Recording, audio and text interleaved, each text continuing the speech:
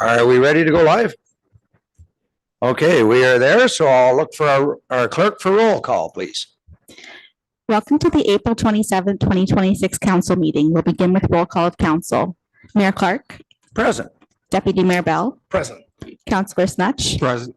Councillor Fisher. Present. Councillor Tuyu. Present. Councillor Goff. Present. Councillor Bell. Present. Thank you. We have quorum.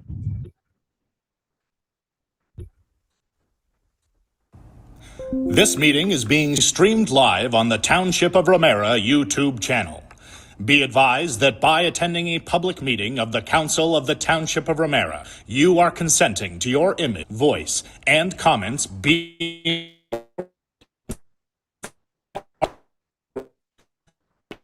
I guess you got embarrassed. to terminate or interrupt Yes, you got an embarrassed. exception where content is considered inappropriate to be published. Thank you. Just a heads up for folks who are on camera. Could I get the approval of the agenda first, and then we'll get into our disclosure? That the council agenda dated April 27th, 2026 be adopted as presented. Could I have a move by Councillor Goff, second by Councillor Fisher? Any questions arising from the agenda? Not seeing any, so all in favor? That is carried. Thank you. Do I have a disclosure of pecuniary interest by any member of council? Certainly, if you find yourself in that situation later, please declare it at that time. Announcements. I have quite a few announcements today, so I'm going to start out first with a thank you and a congratulations. Jennifer Connor, our clerk, is retiring as of the end of this month. She's been a 27-year employee at this township, but she does have a 30-year career. I kind of remember when I came here, she was the assistant to the CAO, I think is where Jennifer started. And then after a few years left us for Springwater, only for a short period of time, and then came back as our deputy clerk and then again became our clerk. So many good years here with Jennifer, and she will be missed. And I wish her all the best in her retired years. Children's Mental Health Week is May 4th to May 10th. The Township of Ramara has proclaimed May 4th to May 10th Children's Mental Health Week. This week highlights the importance of mental health and children's overall well-being and the need for accessible supports for youth and their families. It also serves an opportunity to reduce stigma and promote open conversations around mental health. Residents are encouraged to wear the green ribbon. You'll see we've got them on here today. And also, if you want any more information, New Path Youth and Family Services, visit them at www.newpath.ca. MS Awareness Month is also in May, so the township has signed a proclamation for the month of May as MS Awareness Month. Multiple sclerosis is a neurological disease. I'm having trouble speaking. I don't know whether I want more or less coffee, if that'll fix that problem. I know it affects thousands of Canadians, and this month we recognize the important work of MS Canada and supporting research and services for those affected. I know several people, even in my family, that have been affected by this disease, and it's terrible. So please visit mscanada.ca for more information. National Day of Mourning is tomorrow. Tomorrow, April 28th, is Natural Day of Mourning. This is the day that honors workers that have been killed, injured, or made ill on the job, and serves as a reminder of the importance of health and safety in the workplace. The local ceremony will be held at 11 a.m. at the Workers' Monument in Tuttle Park, hosted by Simcoe Muskoka District Labor Council. And you'll notice our flags will be at half-mast tomorrow honoring that day. Our mosquito program has started. So weather permitting, you will see the helicopters in the air spraying the larvicide. This is a pelleted larvicide that is not toxic to humans in any way. It actually affects the breeding cycle of the mosquitoes.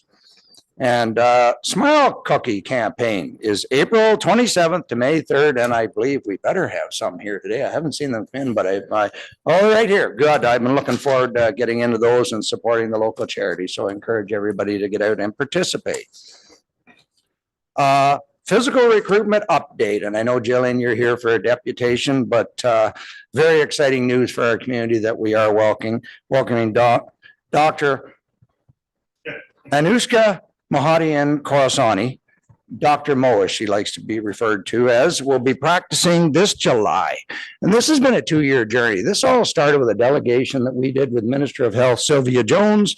And during that delegation, I'm trying to remember, I know the deputy mayor and Councillor Goff, you were there. Oh, I think almost everybody was there.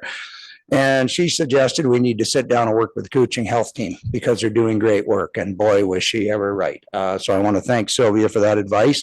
I want to thank Gail for all the hard work you've done and staff here. There's so much goes on behind the scenes when you're trying to make something like this happen. And your team has been just outstanding, as well as the coaching health team to deal with. And the doctor recruitment who we're partnering with now, moving forward to bring this service. I also want to thank some of the volunteers in the community, the deputy mayor and myself, when we took the doctor on a tour. Bert Harrington was there to step up, and she got to tap her first ever maple tree. So Bert was there, and Mark Downing at Fern Resort provided us lunch when we took her on the tour. So I want to thank her. And I want to thank the deputy mayor because I had you lead on this project because I'm here and gone. One day I'm here and the next day I'm called out of town. So it was great of you to step up whenever I couldn't be in attendance. And lastly, just a very quick flood update. If I can go to Tony first before I come around to council, just on where the water's at and how we're doing. Good morning. Thank you, Your Worship. Just as a brief update of the current conditions, the high waters in Ramara.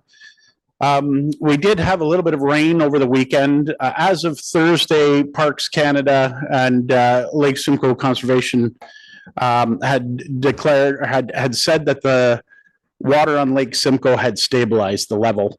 We did have a little blip over the weekend, just a slight increase, but not enough that anyone should have felt an impact from it. On that note, the flows coming into Lake Simcoe are still strong, but they are relieving more at the north end. To give a very high level synopsis of that, the north end, being the north end of Lake Couchiching, the levels or the locks were closed to prevent outflow because the water levels in the Severn and the Black River were 4 feet higher than Lake Simcoe levels. They had to let the Black River and the Severn relieve before they could open up. Otherwise, they'd be introducing more water into Lake Simcoe and thus causing more flooding. The Black River levels have receded significantly now, to the point that people that were impacted directly on the Black River are seeing relief. And now our focus is on Lake St. John, where the water had overtopped in the reverse order, that dam, and filled the levels up on Lake St. John to incredibly high levels. People are still struggling and greatly impacted by this. Speaking with Parks Canada over the weekend consistently, I believe they're there this morning. I was up there first thing. They hadn't been there yet, but from my conversation yesterday, they were there to relieve all the logs that they can to relieve some pressure on Lake St. John. So we're hoping to see that currently. From a municipal standpoint, all of our sandbagging stations are still being monitored. The uptake on them has gone down, which is a promising sign. We do understand that people are still struggling out there, and we're doing everything we can from the back end to try to support that. There are several roads still impacted by the high water, but we're seeing some relief on others as the conditions on the Black River receded. Some of those roadways have been remaintained and open for usage. Okay, thank you for that update. Now I'll go to council for the rest of the announcements. Councillor Tuyu. Thank you. On Earth Day, it was great to see so many people cleaning their neighborhoods. A few members of the Trails Committee got together with bags and gloves kindly supplied by the township to clean up sections of the Lagoon City Trail. While it was disappointing to see the amount of beer cans and coffee cups tossed on the ground, we had a good group of people and a nice sunny day. There are still 3 days left for residents wanting to do their part for Earth Month to register with the township for a community cleanup, pick up some bags and gloves, and indicate where you will be leaving your bags. Secondly, I'm excited to see that CFUW Orillia, for whom this council declared intimate partner violence an epidemic on the 13th, received similar resounding support in Oro-Medonte last week. I really feel so proud that Ramara was the first to help get this ball rolling. Congratulations to one of my residents, Heather Lewis and Diane Porteous, and good luck to the Advocacy Committee in bringing it to Severn and Orillia. Thanks. Thank you. Councillor Fisher. Thank you. I didn't have so much of a busy week, but I did attend with Councillor Goff the pancake breakfast that the Ramara Historical Society put on in Adney Community Center on April 18th. Eggs were donated by John Appleby, former member of council, and chicken farmer nearby, and it was a really good time. There's a lot of people there. Perfect. Deputy Mayor. Not a lot to say. I got in last night at 2:30 from Grand Prairie. What a flat place to go and visit. National Wrestling Championship. So it was good. Actually, we had 2 Ramara residents medal. So we had one first time ever. She medaled as a grade 8 under 15. She medaled as a gold medalist, first in Canada.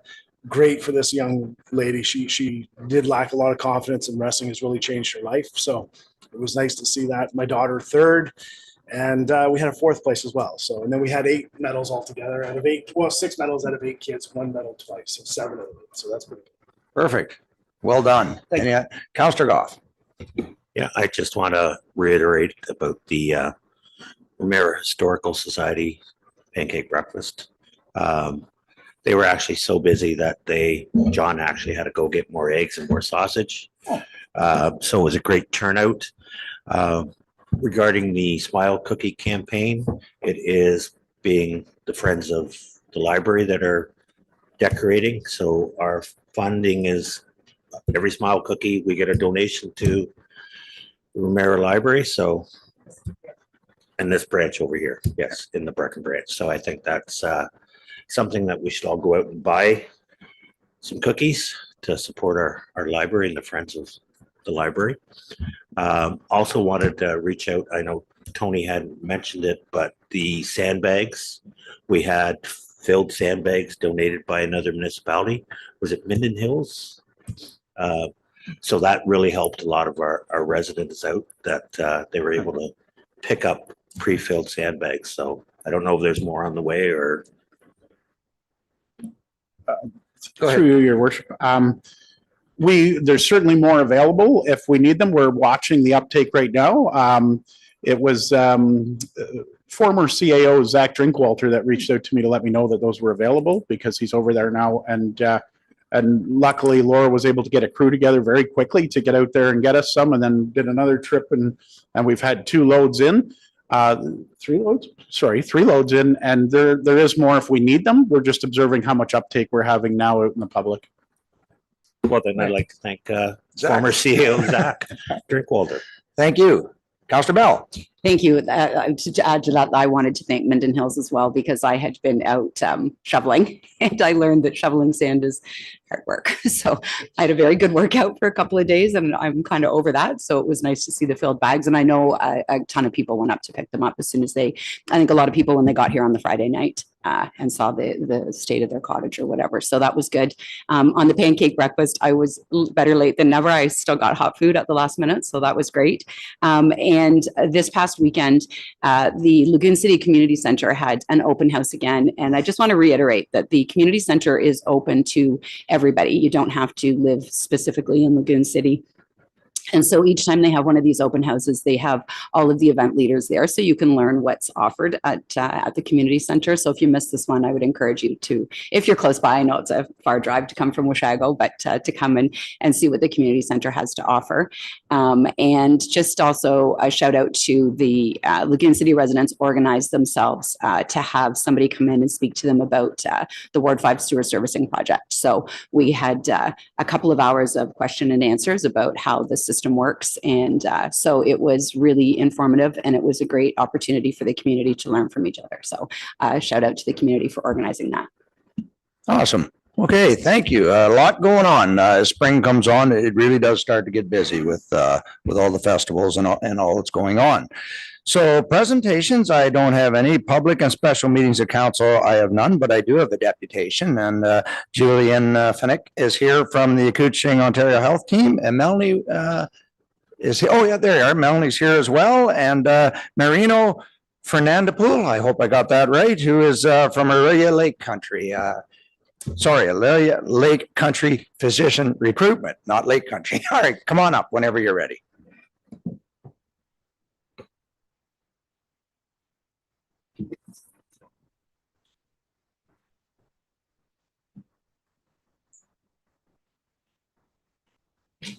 Perfect. Thanks very much and good morning. And thanks for having us back today to participate in the celebration of bringing a physician to the Ramara community. Next slide. I just wanted to go back and give a little bit more context as to, oh, sorry, there's animations. You can click all the way through. I should have, oh, nope, back one. There you go. So I just wanted to go over some information today, a little bit of background at what brought us here today, and then how we're going to move forward with now connecting residents to the new physician. So we'll go over the Ontario Vision for Attachment as we are working collaboratively with Jane Philpott and the Primary Care Action Team, talk about the Couchiching Ontario Health Team Health Home and how primary care fits together within the region, go over the primary care announcement and the new physician in Ramara, and partnerships that have made this successful, and then the Healthcare Connect component, which will be how we guide residents to the new physician. Next slide. So this is the Primary Care Action Team vision and how they see the system working together to connect every person in Ontario to primary care. The goal being by 2029, all residents in Ontario will be connected to a primary care provider. I will, in a future slide, talk about the IPCT funding that the Couchiching region has just been successful in learning. We were successful in our application, which actually positions ourselves to attach everyone in the Couchiching region to a primary care provider by next year, 2 years ahead of schedule. So we will be able to build the infrastructure in order to attach all residents in the Couchiching region. So here it really does focus on the patient, family, caregiver on the left, and that if they are attached to within the primary care system, where all the other systems and people within the healthcare system fit to provide complementary service to primary care providers and ultimately the best care for patients, families, and caregivers. Next slide. So we're looking to create a healthier community that is attaches people to a primary care provider, but overall provides them to a system of care. What we have learned over time is that it's not as simple as just having connection to a physician or nurse practitioner, that you really need a system to provide full-rounded care, and that physicians and nurse practitioners also don't want to work independently. They want to work with a team. So how do we create that team environment where everyone is working together? Patients, families, caregivers are receiving the best care, the most support, and it's not always from a physician or nurse practitioner. Obviously, they have a skill set that others do not, but mental health providers have a skill set that can be complementary, that chiropractors, physio, massage, dietitians, etc., have a skill set that they can provide. And so how do we utilize that entire system to provide the right care at the right time to individuals? Next slide. So this is what really creates our Couchiching Health Home.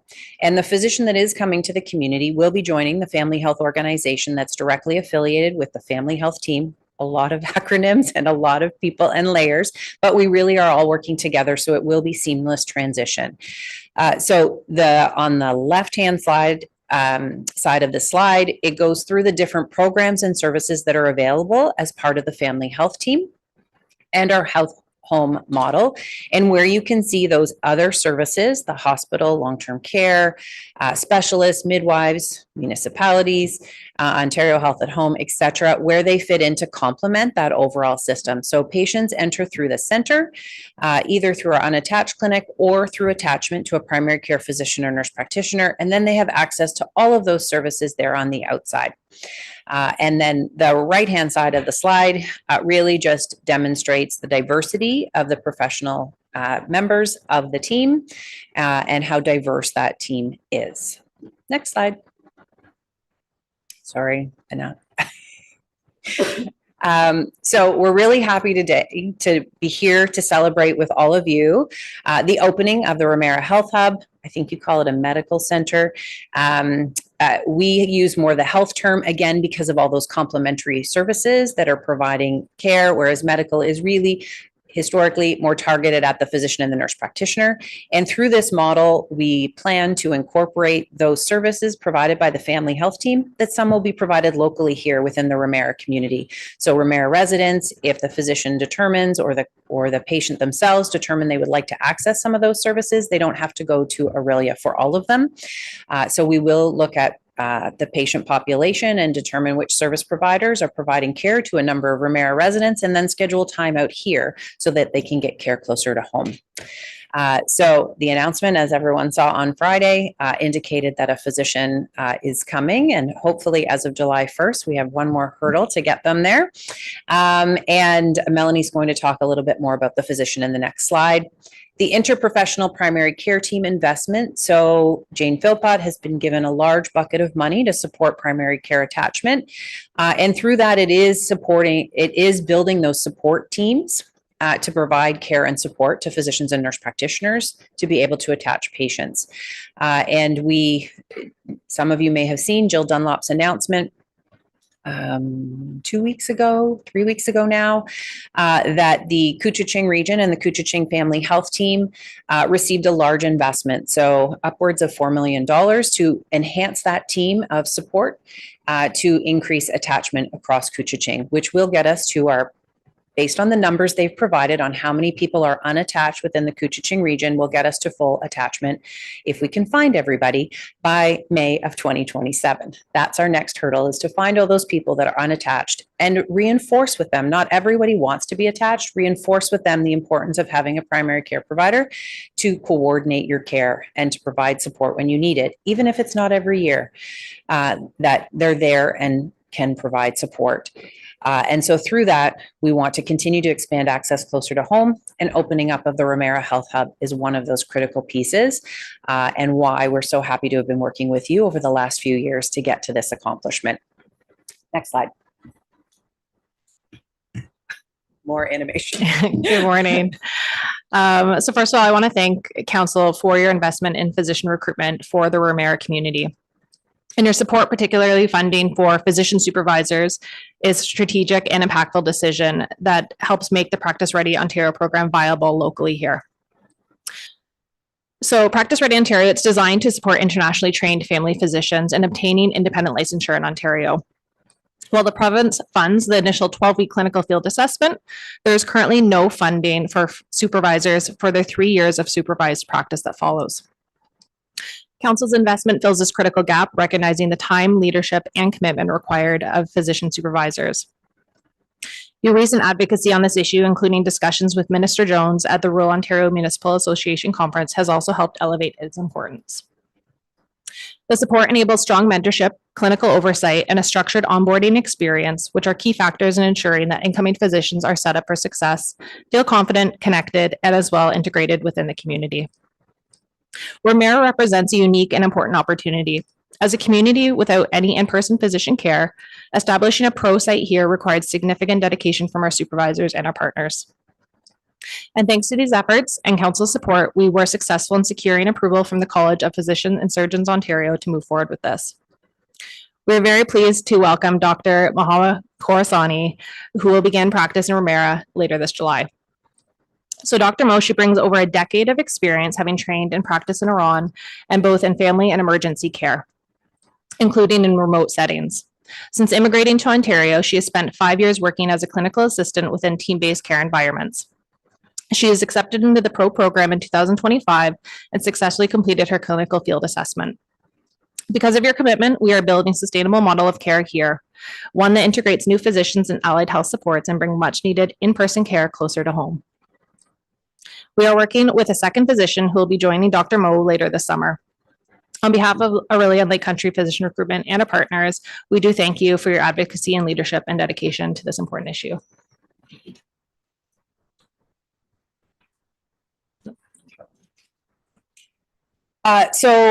Wanted to really reiterate the importance of partnerships in our success, and that nothing can be done alone. And really that's where the Couchiching Ontario Health Team builds an important phone, as I call it, a phone a friend network.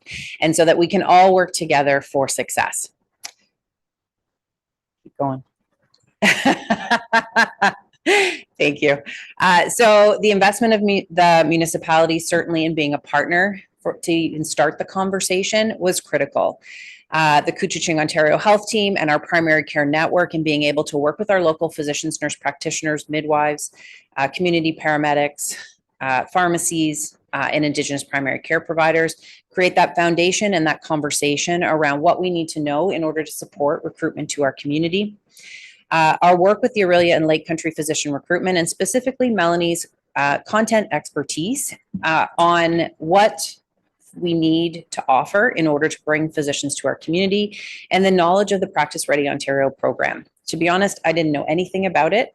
And without Melanie, we wouldn't have known anything about it to know that we could look at that program and leverage it to the benefit of the Ramara community. Without Melanie stepping up and saying, I really think this program would fit well with this community to support recruitment, we probably wouldn't have been able to move forward with getting a physician into Ramara as quickly as we have. The family health team for always being willing to work with us and take on a lot of added responsibility with that large investment. They're having to hire up to 30 new people to their team, which is a lot of extra work. So Lynn Davies, who is the CEO of Family Health Team, often says that's my job is just to give her more work to do, but she keeps saying yes. And keeps coming to the table and really knowing that it's worth it for all. And our supervising physicians. So Dr. Mullen and Dr. Tiegler, who again, without supervising physicians, who again are adding more to their responsibilities. We know physicians have a lot to do, and to get a physician to put their hand up and say, I can do a little bit more. I really want to help Ramara. I really want to help recruit new physicians to this community. We, again, would have had a stumbling block to not be able to move forward. So really the importance of all of our partnerships and all of the parties coming to the table with what they can offer and their expertise, that's what builds success within this community. Thank you. Next slide. The next, I included this information for people to be aware of Healthcare Connect. So Healthcare Connect is our entry point to physician attachment or attachment to a nurse practitioner within the community. Specifically in relation to Ramara, we know there's an interest in attaching patients that live close to Ramara, as much as there are over 9,000 people, 9,600 people within Couchiching. We want to work with that as well. And so we are looking to prioritize patients that live within this community with attachment to Dr. Mo. But it is important that people get on the Healthcare Connect list because that's how we're going to identify people. And then there are some incentives also for Dr. Mo financially to take people off the Healthcare Connect list, and it helps things stay coordinated. It is also how we are building our supported attachment process, which helps build the charts to make it easier for Dr. Mo to start seeing patients because she gets a little bit of their medical history, and all of that doesn't have to be done by her admin in the office, and it expedites people's access to care. So if I can reiterate enough, Healthcare Connect is the place to go. So if you are in the Ramara community or your constituents, anybody you talk to, please direct them to Healthcare Connect to get on the list. What I do want to clarify, and so historically, prior to May of 2025, you had to de-roster. You had to remove yourself from your existing physician. So if you have a physician, you've moved up to the community and you've kept your physician in Toronto or other communities outside of Couchiching, you don't have to get rid of de-roster. Just not everybody knows what de-roster means. You do not have to disconnect from that physician in order to go on Healthcare Connect now. So that's an important change that's happened to Healthcare Connect. So you can go on the list, continue to remain connected to your primary care provider outside the region, access care from them until we actually then attach you to Dr. Mo. So that's when the transition would happen, the paperwork would happen, the ministry would then now say, you are now attached to Dr. Mo and no longer Dr. So-and-so in Toronto. So there's no risk for you not having access to primary care. If you want to get connected to our primary care system faster, you can get care and continuous care through the unattached clinic in Aurelia while you transition to Dr. Mo, but you don't, again, have to de-roster from that physician. We know what family doctors provide, but I included that just in case. Again, to reiterate the importance of having a physician. So if you're a Ramara resident that doesn't think that you need to be attached to a doctor, some of the reasons why you might want to have access to a physician, even if you don't make an appointment with Dr. Mo very often. Next slide. really got to take the animations off. Thank you. So the Couchiching Ontario Health Team and the Family Health Team are working very closely with Healthcare Connect, again, to support connecting people to a family physician or nurse practitioner within the region. Again, our priority right now is knowing Dr. Mo is coming, working with residents of Ramara. So we've already talked about not needing to de-roster to get on the list. You do need a valid Ontario health card, and you can register on Healthcare Connect 24 hours a day, 7 days a week, either by going online and filling out the information that they request in their online process, or phoning 811. And you can't, so just to be clear, because we've now identified a physician in the Ramara community, you can't select Dr. Mo. We will facilitate that attachment by the address that you include. So knowing that the person has included their address being Ramara, we will handpick with our healthcare connector. We're not supposed to handpick. We're going to handpick, and now said it publicly, all the residents of Ramara to be able to attach them to a primary care provider in the Ramara community. So all you need to do is include your accurate address, and by that information, we will know that to connect you with Dr. Mo, or once Dr. Mo fills up, if there's that many residents here looking for a family doctor, then the second physician that is now coming in the summer. So we will use all of that information to support attachment to a physician here in the Ramara community. I think that's it. Next slide. Is there another slide? Is that one it? That's it. Okay. Thank you so much. Thank you. And thank you again for pointing out you don't have to deregister. I was talking with Minister Jones just a month ago, and she said, they've done this. It's huge. They haven't done enough to get that out to the public. So keep your eye open for the province is really going to be more vocal on that, because that's a critical one when folks were afraid of not having a doctor. So they wouldn't even try and enroll with one closer. And so that's gone now. You can put yourself on a list and keep your doctor in the meantime. So that means a lot. Any questions or comments, Deputy Mayor? Yeah, I just wanted to thank everybody. The process was so great to experience with both of you. And Melanie came out on a Saturday. I think both days we did the tours with Anushka. The weather was terrible. Didn't scare her, so she's not afraid of the weather. That was great. But no, it was lovely. And you, the credit goes to you guys. I mean, couldn't thank you enough. And our team led by CAO Jackson, I think it's a fantastic move forward. Talking about some of those other services, I've already talked to a couple of individuals who are chiropractors. They live in the community. They've actually want to expand the practice to Brecken to bring massage, physio. So hopefully we can keep expanding on those services for our residents. So I want to thank you again. Appreciate it. Councillor Fisher. Thank you. Can you just elaborate a little bit more when you were talking about connecting Ramara residents by address? We have a lot of people who have Ramara, L3V, whatever, or Washego or Seabright that doesn't actually say Ramara in the municipality line. Or we also have some overlap with some sistering municipalities close by to us that might have a similar. So I've had this question asked by some residents. Well, how do they know if my website said, well, Brecken is Brecken, but if my website says Brecken and also across the street in the city of Fourth Lakes, it also says Brecken, like how do they know that I'm really Ramara if there's like a lottery for how many people put their names in? Yes. So we have been asked to prioritize the forward sorting area. So the first postal code, the start of the postal code. So that is what we have been using. We may need to look at some creative solutions to make sure we identify all of the people that we should be including in that attachment strategy. Yep, and are happy to take suggestions on how to do that or what those communities are that we should work with our healthcare connector to draw off the list. Councillor Tuya. Thank you. Just to follow up on that, because a lot of my ward in Atherley hasn't really a technically address, but there are definitely on this side of the Narrows. I'm just wondering if maybe when you're sort of taking in those addresses, just as one of the suggestions you were saying you were interested in, maybe putting it on a map so that you could see, oh, okay, this is definitely Ramara. It's a team. We'll see what we can do for the nuances. Yes. It's not even me. It's the healthcare connector. But yes, we will do what we can to certainly connect people that geographically make the most sense. Yeah. Perfect. And we will likely need to be creative in order to find 2,000 plus people. I'm sure there will be a sudden rush, but we will probably tap out at a particular number and then still have room to grow and to broaden that circumference of geography. Yeah, because with the postal code L3V, which is a lot of folks, it shows up as Aurelia, but it is a Ramara postal code, right? Yeah. Okay.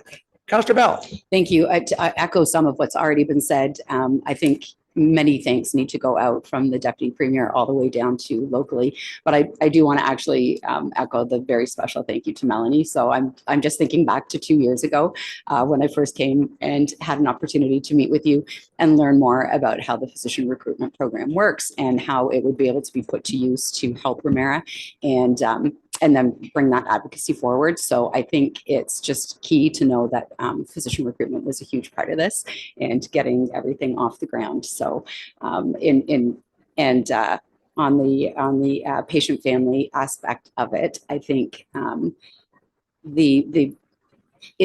there was a lot of confusion about how the physician recruitment program and how Couchiching family, the health practice worked and how the things are all working together. So I think just having a little bit of a presentation on the connection of all those bodies is really good. So thank you to everybody who came together to make it happen.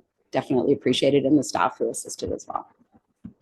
One Yes. other thing, I did have the opportunity to speak to Jane Philpott 2 weeks ago, really to highlight what our successes have been locally and some ongoing challenges and opportunities going forward. And I did highlight this partnership, and she did suggest a presentation at AMO. So just wanted to put that out there if that was because she really wanted to share with other municipalities the strength of this partnership and what it has succeeded in achieving. So just wanted to put that out as a suggestion for AMO that's coming up. All right. I'm seeing nods around the room here. Thank you. Counselor Snodge.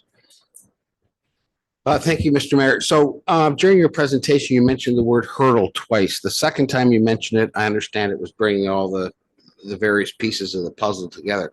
But what was the hurdle in the very first one? You said we have one more hurdle to get over.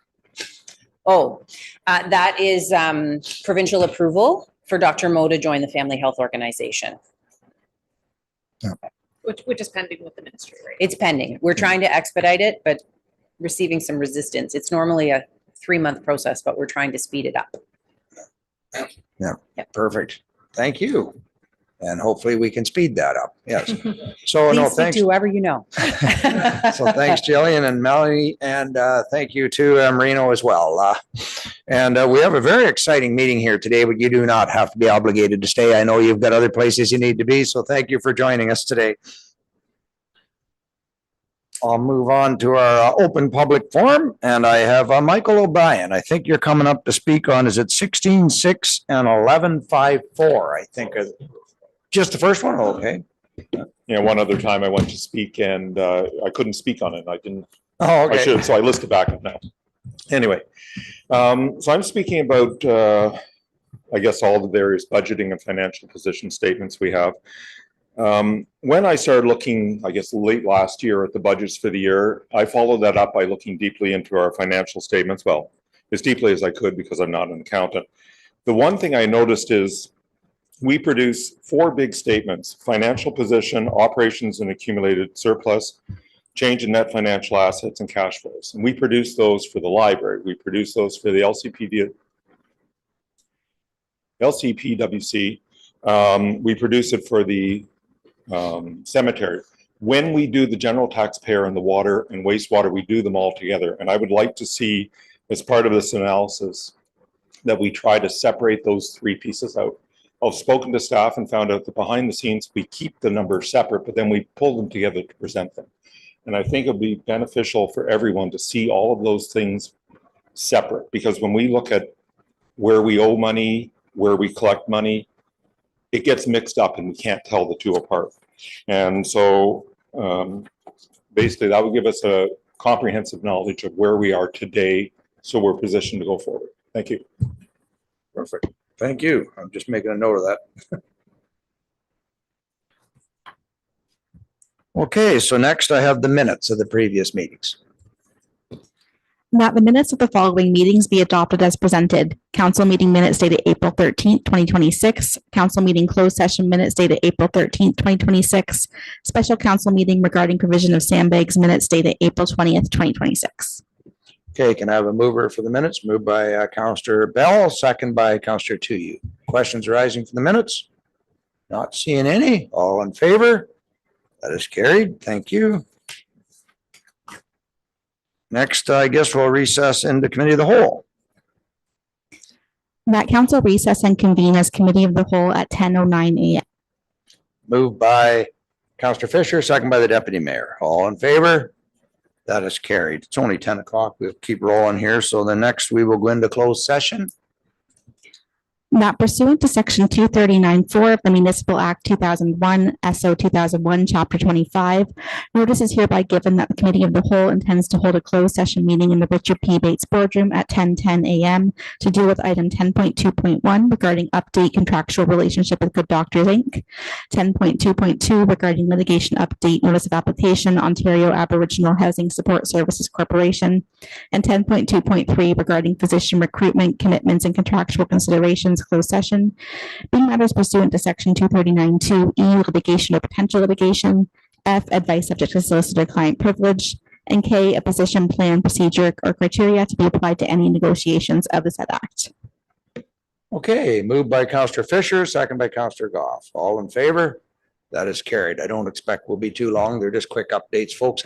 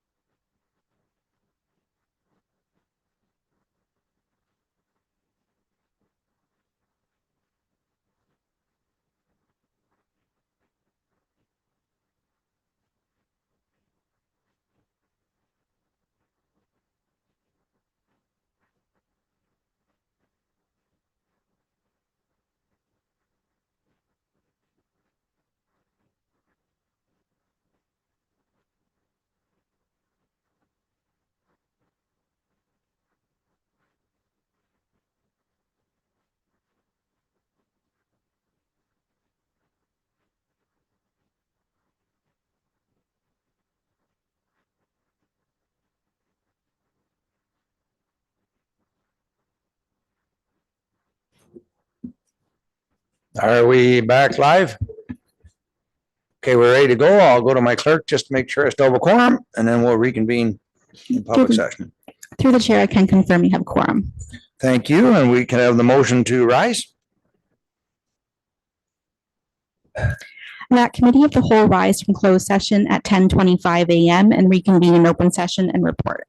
And report to council. Moved by Councillor Fisher, second by Councillor Goff. All in favor? That is carried. Thank you, and I believe you have some motions for us. Through the chair, the first item is related to 10.2.1, which is that report CSO 926 regarding update contractual relationship with Good Doctors Inc. be received, and that report CSO 926 be referred to the April 27th, 2026 council agenda for same day ratification. Moved by Councillor Bell, second by Councillor Goff. All in favor? That is carried. 10.2. 10.22, I should say. Through the chair, this is related to item 10.2.2. That report CS 1026 regarding litigation update notice of motion Ontario Aboriginal Housing Support Services Corporation be received, and that the confidential direction to staff be adopted, and that report CS 1026 be referred to the April 27th, 2026 council agenda for same day ratification. Okay, thank you. Moved by Councillor Fisher, second by the Deputy Mayor. All in favor? That is carried. And last 10.23. Through the chair, that report CSO 826 regarding physician recruitment commitments and contractual considerations closed session be received, and that the confidential direction to staff be adopted, and that report CSO 826 be referred to the April 27th, 2026 council agenda for same day ratification. Moved by Councillor Goff, second by Councillor Tuyu. All in favor? That is carried. So that is the last of our in-camera council reports. I have none. Board and committee reports. I have none. Council referral reports. So that is our first one. It's rather long. Maybe I will, do you want me to get it on the agenda for discussion first, or do you want to read the motion, Madam Clerk? Through the chair, it's up to you which direction you'd like to go. We can put it on the screen and read the motion. This item was postponed from the April 13th meeting, and we do have a supplemental memo as well on the agenda regarding the additional information that was requested. Yeah, this is the penalty AMPS program. So why don't we get the motion on the floor, because we did a discussion on it and we have the information here. That report BDO 126 dated April 1st, 2026 regarding adopting an administrative monetary penalty system AMPS for the Township of Ramara be received, and that the Township of Ramara pursue an administrative monetary penalty system for the enforcement and collection of administrative monetary penalties for the parking bylaw, the long grass/weeds bylaw, short-term rental bylaw, and licensing bylaw, including development of the relevant bylaws, policies, and procedures required for implementation. And that in accordance with section 23.1 of the Municipal Act 2001, the General Manager of Emergency and Protective Services / Fire Chief be granted delegated authority to implement the required policies and procedures for an AMPS program as set out in Ontario Regulation 333/07 administrative penalties. Okay, moved by Councillor Bell, second by Councillor Goff. Open it up. Councillor Bell. I wanted to go first just because I want to thank you, Brian. I know that it was your first meeting and it it was a big report, and I know I kind of put you on the hot seat with questions, and so I'm really blown away by the report. Honestly, it's amazing. You've given us so much detail, and it makes our jobs quite a lot easier when we are able to explain to the public the decisions that we're making and why, when I have all this data to back up the decision that's being made. So I really appreciate it. And I really want to thank you for that. Any other comments? Okay, so I'll call with a vote. All in favor? That is carried. Thank you. So we will move on to community engagement now. Let's get the motion on the floor and then we'll refer to Melissa. That report AD 0826 dated April 17th, 2026 regarding community engagement be received, and that council support in principle the development of a communications and engagement strategy for consideration by the next term of council. So we're laying out the parameters for the engagement. It won't come back to us, but it will come back to the future folks. Moved by Councillor Goff, second by Councillor Fisher. Anything you want to add, Melanie, to your report? Thank you, and through you, Mr. Mayor. So the report before you is in response to council's request to review public engagement. It includes a review of the township's current communication engagement practices, an overview of communication channels, opportunities to further engage, and a review of approaches used by other municipalities and strategies with strategies in place. Staff are recommending that we have a communications and engagement strategy to develop that and be informed by recognized best practices and to support a more consistent approach across the organization. Okay. Did I have a mover and a seconder? I think I did. So yeah, open up. Through the chair, Councillor yes, Bell. you did have one. Thank you. Thank you. Just again, just want to thank the staff for bringing this forward. I've been asking if we had a formal communications policy actually back to 21 when I was a volunteer. So I think this is a really big step forward, and I know that you are operating with best practice. So I think goes without saying to be looking at modern methods of communication, and not just how we're communicating, not the vehicles, but what we're communicating. And I know even at Roma this year, there were some great presentations on how communities are fighting misinformation, how communities are using humor, how communities are expanding, and letting go of the yesteryears of municipal communication, which is dry, boring, and mostly unreadable, and looking at methods of communicating with families in a way that engages them in a more current way. So I don't know which of us will be sitting here, but I'm looking forward to what this will look like when it comes back. So thank you for that. Thank you. Any other comments from councillors at this time? Not seeing any. So all in favor? That is carried. So department reports. Yeah, this is a pretty healthy motion. Why don't, this is our road needs study. I'm going to open it up for discussion a little bit first. Everybody's got it. I know it's a huge document to try and go through, mostly for our records. Through the chair, yes. We also have Tatham Engineering here with a presentation to speak to this item. Yes, yes. So I was going to bring the folks up here, and whenever you're ready to go. And welcome.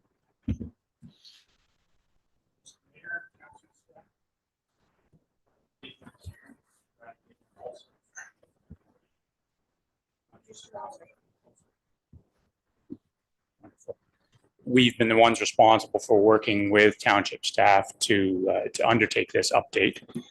And I think if memory serves, Brad and I probably go back to probably the 2005 study, working with previous staff as well. So we're very familiar with what the township road system is and what it needs. If we can, the next slide, please.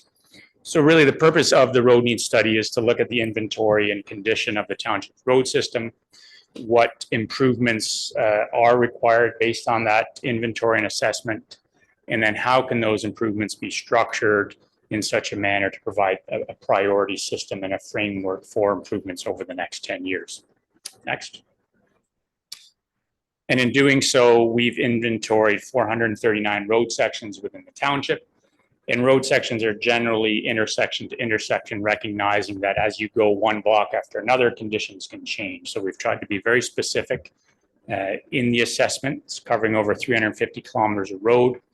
And again, these are township roads, so it does not include those roads that are unassumed, those roads that are under private ownership, First Nations ownership, the county roads, provincial roads, or even some of the boundary roads that have shared agreements with the boundary municipality with respect to the maintenance and upkeep of those. So really only focusing on those that are the responsibility of the township as it relates to the care and control of them.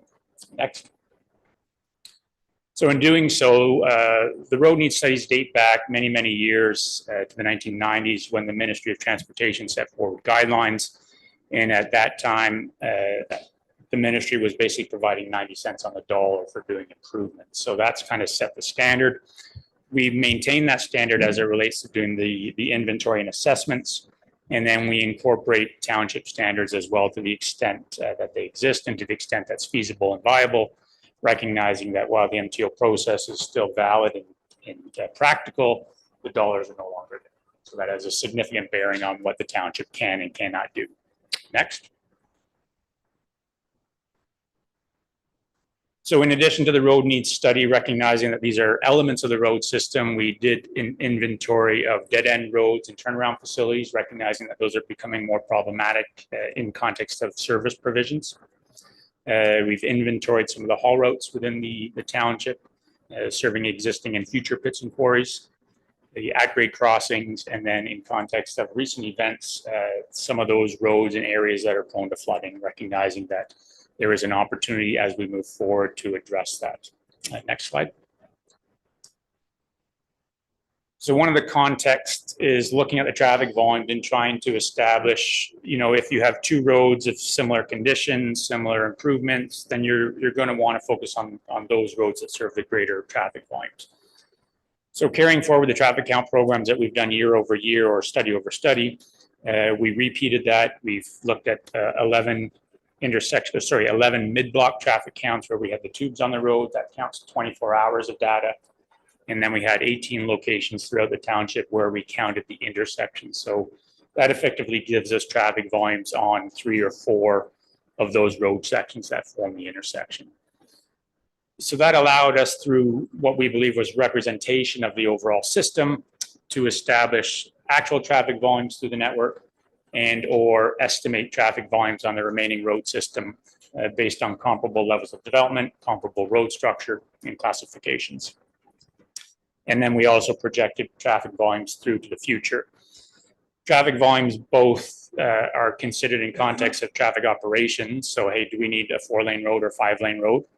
And also traffic volumes are used, as I'll allude to later, in helping to establish the priorities. Next slide. So as I'm sure it's no surprise, most of your road system is considered rural in nature. So there's sparse development, it's open roadside ditches. Whereas on the urban perspective, you've got the subdivision, you've got curb and gutter, you've got storm sewers. And so that plays into what the standards are and what the level of care should be. The next slide.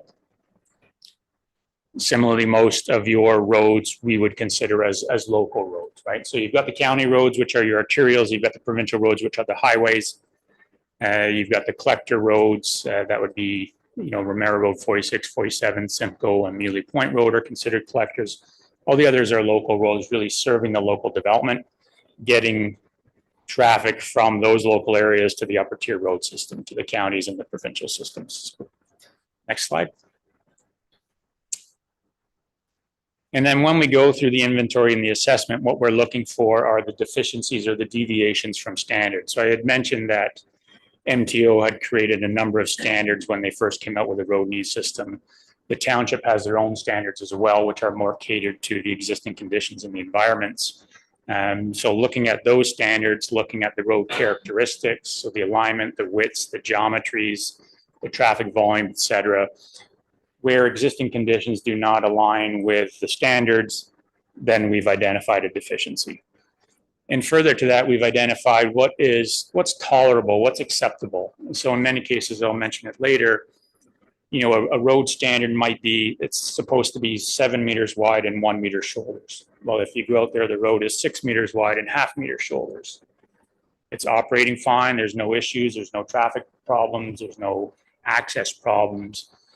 It wouldn't be prudent for the township to go out and just widen the road just for the sake of meeting the standard. So we've identified it. There may be deficiencies, but these are what we believe are tolerable and that will come to play in the overall improvement program. Next, please. So just to put it in context, again, we've got local roads, collector roads, arterial roads, rural, semi-urban, and urban, and we've got standards for each of those categories. So we've looked at those specifically on a road section by road section basis in consultation with township standards and township staff, and tried to establish where the deficiencies exist and hence what improvements would be necessary to address those. Next slide.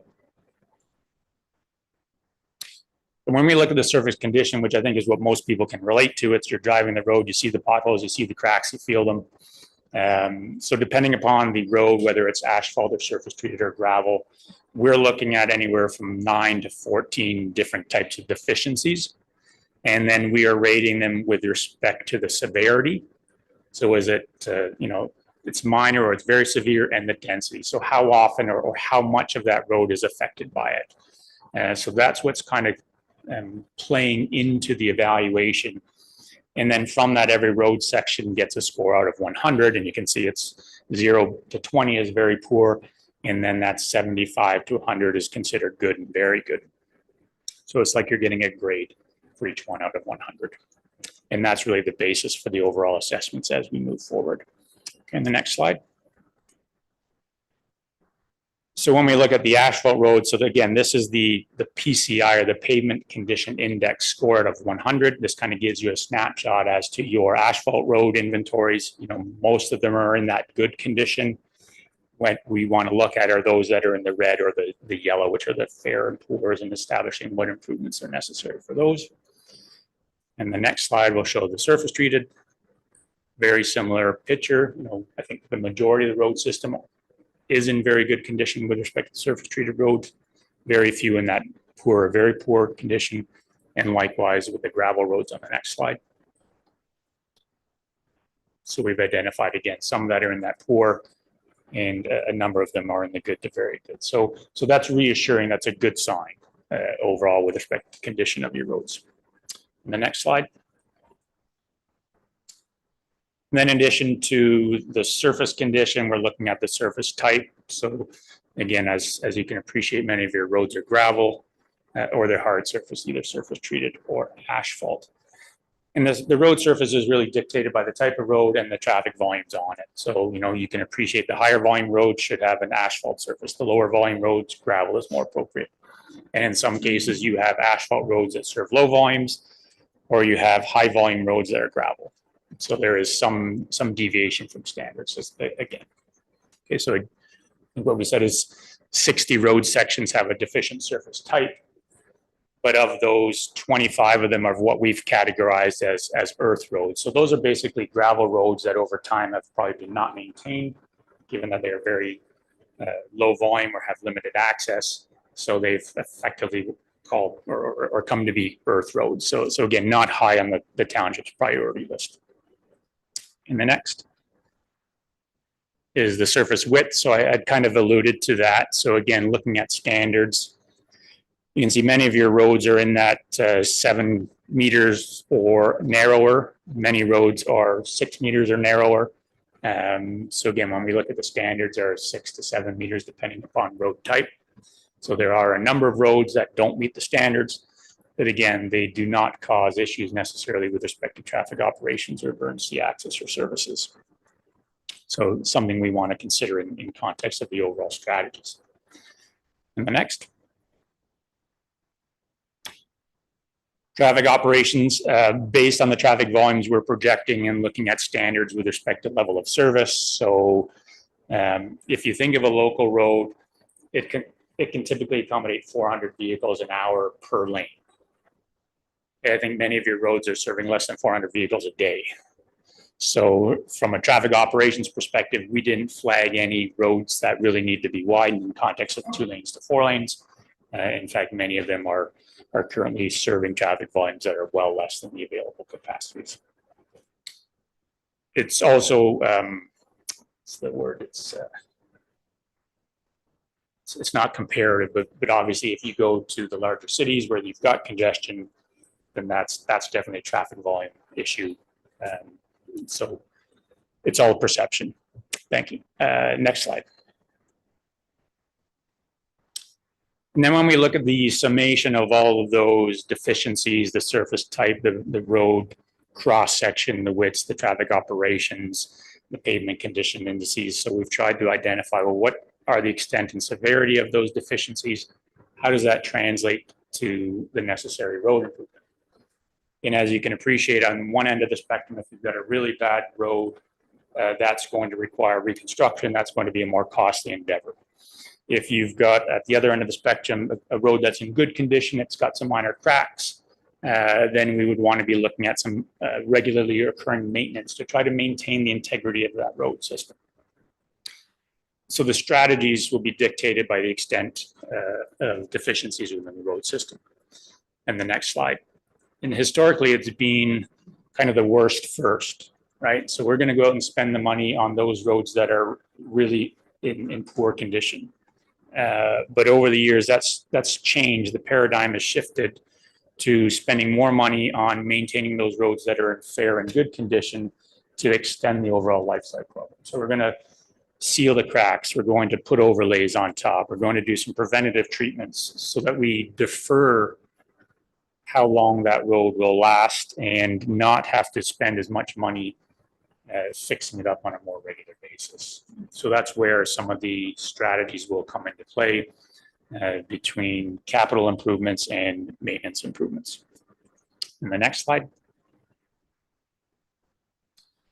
So when we look at the different improvement strategies, so we've considered obviously to do nothing for those roads that are in good condition. So that would be candidates for your regular road maintenance on an annual basis.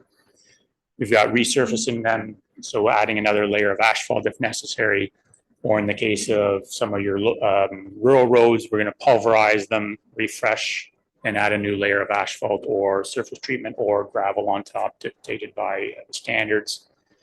The full reconstruction is bottom up, dig it out, rebuild it. And then the widen and resurface, again, is largely predicated on those roads that the surface width currently do not meet standards. So we would want to widen the road and then put a new surface on top. And you can see that's quite significant in context of the other road improvement strategies, which comes into play in the overall evaluation and costing. So the next slide. So in context of the improvements, we have various strategies to look at what are the dollars. So what is the improvement strategy? What are the road standards? Looking at the MTO costing methodologies, you look at a typical cross section, which tells you exactly what quantities you might need. And looking at some of the recent road reconstruction costs, which seem to be continually increasing year over year.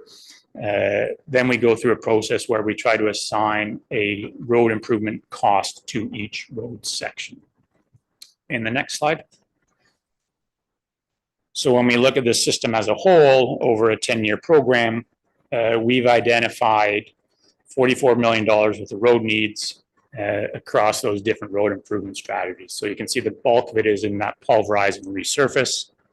We have some on the reconstruct and some on the widen and resurface. So of the 439 road sections, we've identified 180 that have some type of identified deficiency and warrant improvements. So that's about 40%. And likewise, about 40% of the road length also warrants improvements. Next slide. As I mentioned, I think we all recognize that the township does not have an unlimited budget. The province is not here with 90 cents on the dollar to help fund that.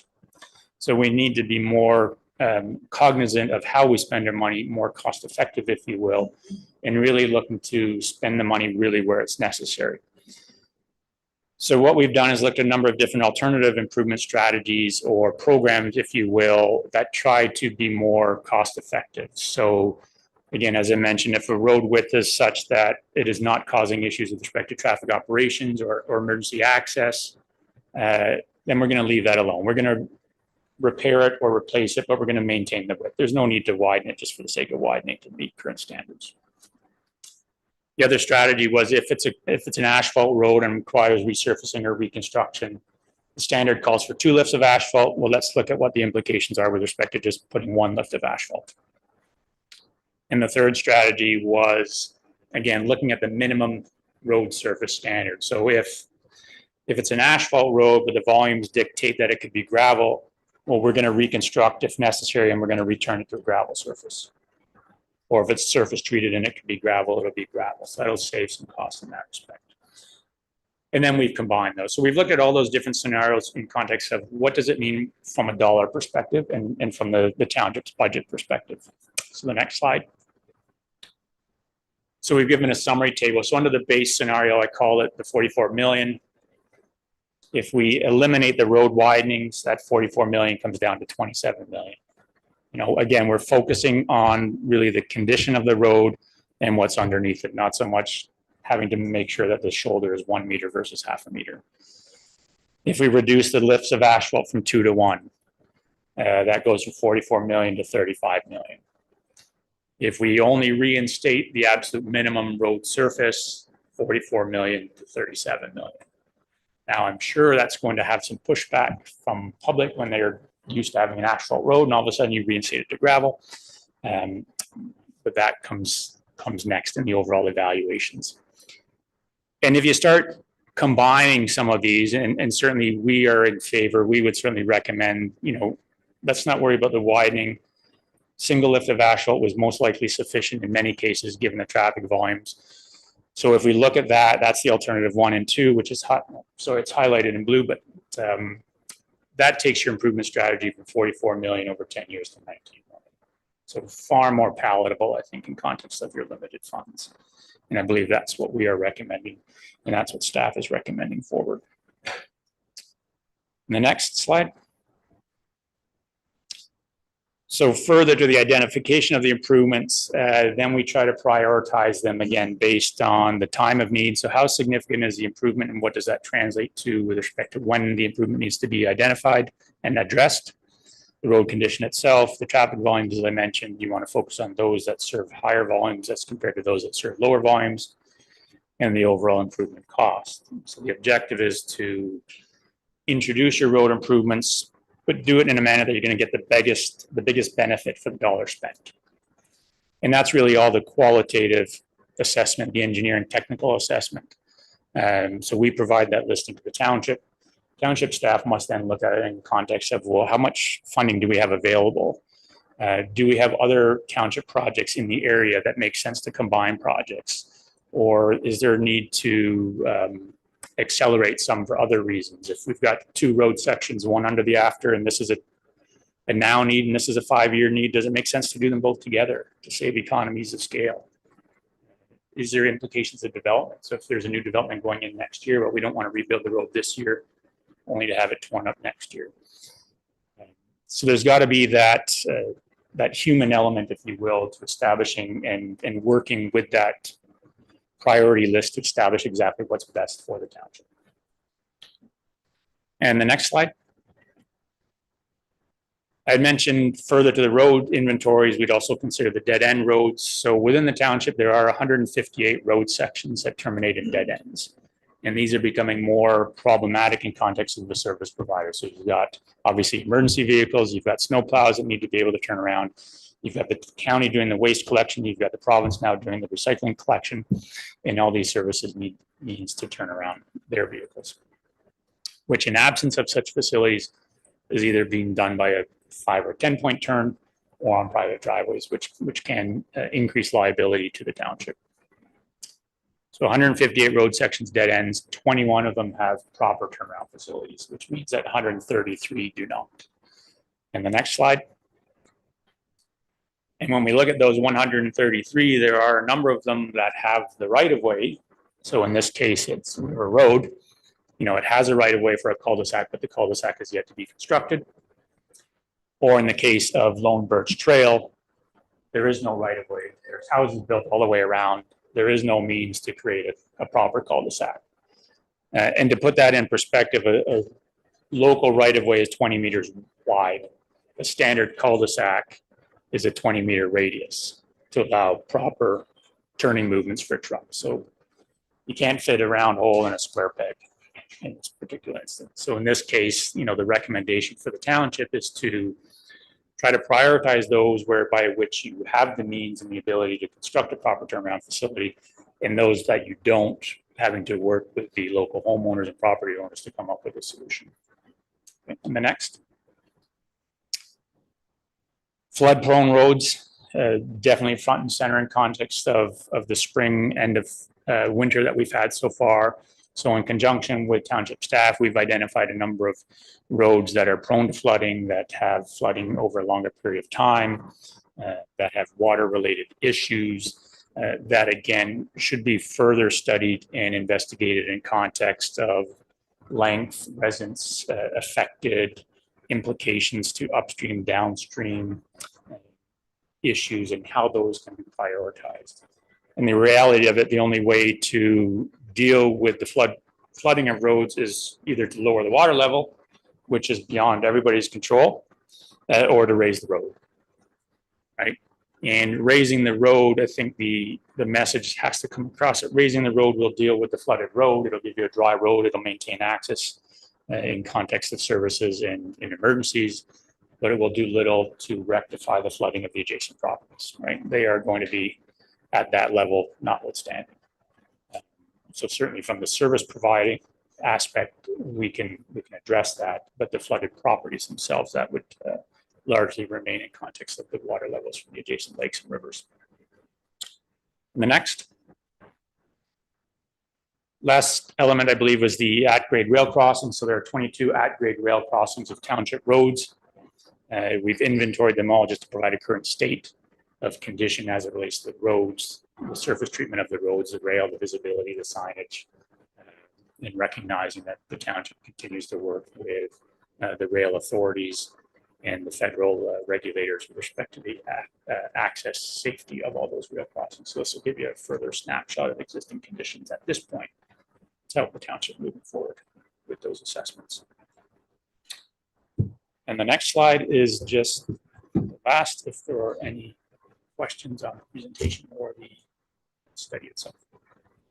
Thank you, Michael. I'm glad that you did mention the 133 roads without proper turnarounds, because that's something we're going to have to really start to focus on, because every time county goes to a new garbage contract, we lose a couple of roads. A new contract comes in, new drivers, new equipment. We're not doing that road. And that's a service that's lost to a lot of these folks. So it's something we're going to have to get on and try and work our way through. And the flooded ones, that's a tough one. That is a tough one. Because as you said, you can raise the road, but then you're displacing more water and pushing even more flooding on the neighborhood houses. So, but I do like the fact that you say maybe not necessarily bring them to 8 meters. Like, they don't have to be a wide road. The less disturbance you do of the area. Absolutely. If the road is suffice now at the width it is, then try and save some money, especially when you're in a floodplain and you're pouring water in there by the truckload. You're pushing that water somewhere else, right? So I'll open it up here. We'll start with Councillor Fisher. Thank you, through you, Mayor. Back on slide 6, this is just a question. Let me get to it. Back on slide 6, you had a map showing where you were doing the tracking of the number of vehicles by way of the intersection counts and your mid-block counts. And I see, because it's a very small image of a map, it appears that there were counts done at a lot of the intersections and roads where some of our quarries exist on our own roadways, not on the provincial portion or county. But there's a huge area that was missed with the number of licenses. That is arguably probably one of the busiest haul routes that Ramara has on our own roads. And living in that area, just on that road, I can see on a daily, but again, I don't have engineer's eyes to know. So just because I see that there's different things going on, I'm not trying to get it included in the study, but just maybe have an understanding as perhaps why that road wasn't considered to track. I think at one point years ago, previous staff, different reports, because things change, I get that, it was identified to be in the 10-year plan. And I know that what we're receiving today is like just what we're going to be seeing this year. So I'm not sure if it was identified and still going to continue. Again, I'm not trying to advocate one way or another, but just to have an understanding, because I'm getting this question a lot from our residents, knowing that this report was coming and then to not even see the blue circles and red diamonds is a little bit disheartening. Michael. Mr. Mayor.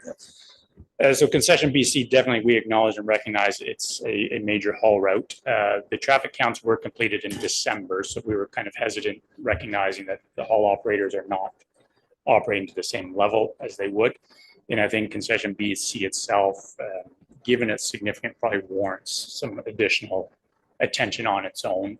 So going out there and doing some traffic counts, perhaps more so in the summertime, when the haul route or the haul operators are operating at full steam, would be more appropriate doing a subsequent assessment at that point. Certainly, we've been involved in a number of those pits and quarries on that road.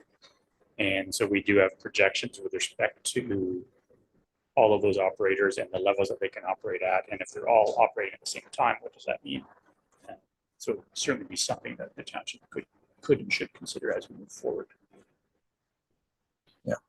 And again, that would be one I would assume you'd still be putting 2 layers of asphalt on because of the heavy trucks. That's one that would have to be prioritized. And even more so than just your standard road construction, for sure. Right. Councillor Goff and Councillor Bell. Just sort of a follow-up to Councillor Fisher's question regarding your traffic count studies and being done in December. Did you not feel it should be more prudent to actually have the traffic counts in the summertime when you have a more accurate count of how many vehicles? Because I know on a long weekend, 47 is being used because Highway 12 is so backed up, and you probably won't be able to effectively catch that volume with your estimates. No, Mr. Mayor, I would agree 100%. I think it was just the timing of the study and when it was kind of resolved that, yes, we're going to go out and do some more traffic counts as opposed to relying on the historic one. So in context of that, we did through the study identify, well, here's the traffic counts from December. Here's the seasonal variations that we see on Highway 12 as published by the ministry. Here's the seasonal variations that we see on the county roads.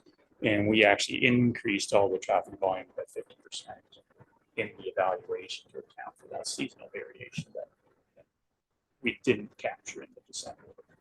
But moving forward, many road need studies are based on average conditions, which would kind of be your May and September. But again, given the seasonality of the township, I would agree that the intent should be to focus on the summer periods to try to capture. Follow up, go ahead. Different topic, but with the majority of our roads being gravel-based rural roads, one of the things that I get asked about so often is potholes, grading, and the general condition of roads. Does our traffic or our study here, road analysis, take into account those, I guess, maintenances and maybe even changing the type of gravel that we're using now to, I know I've had discussions with Director Pye regarding using the granite instead of our. For you, Mr. Mayor, it does not look at that specifically in the sense that would be considered part of the annual road maintenance, so gravel maintenance.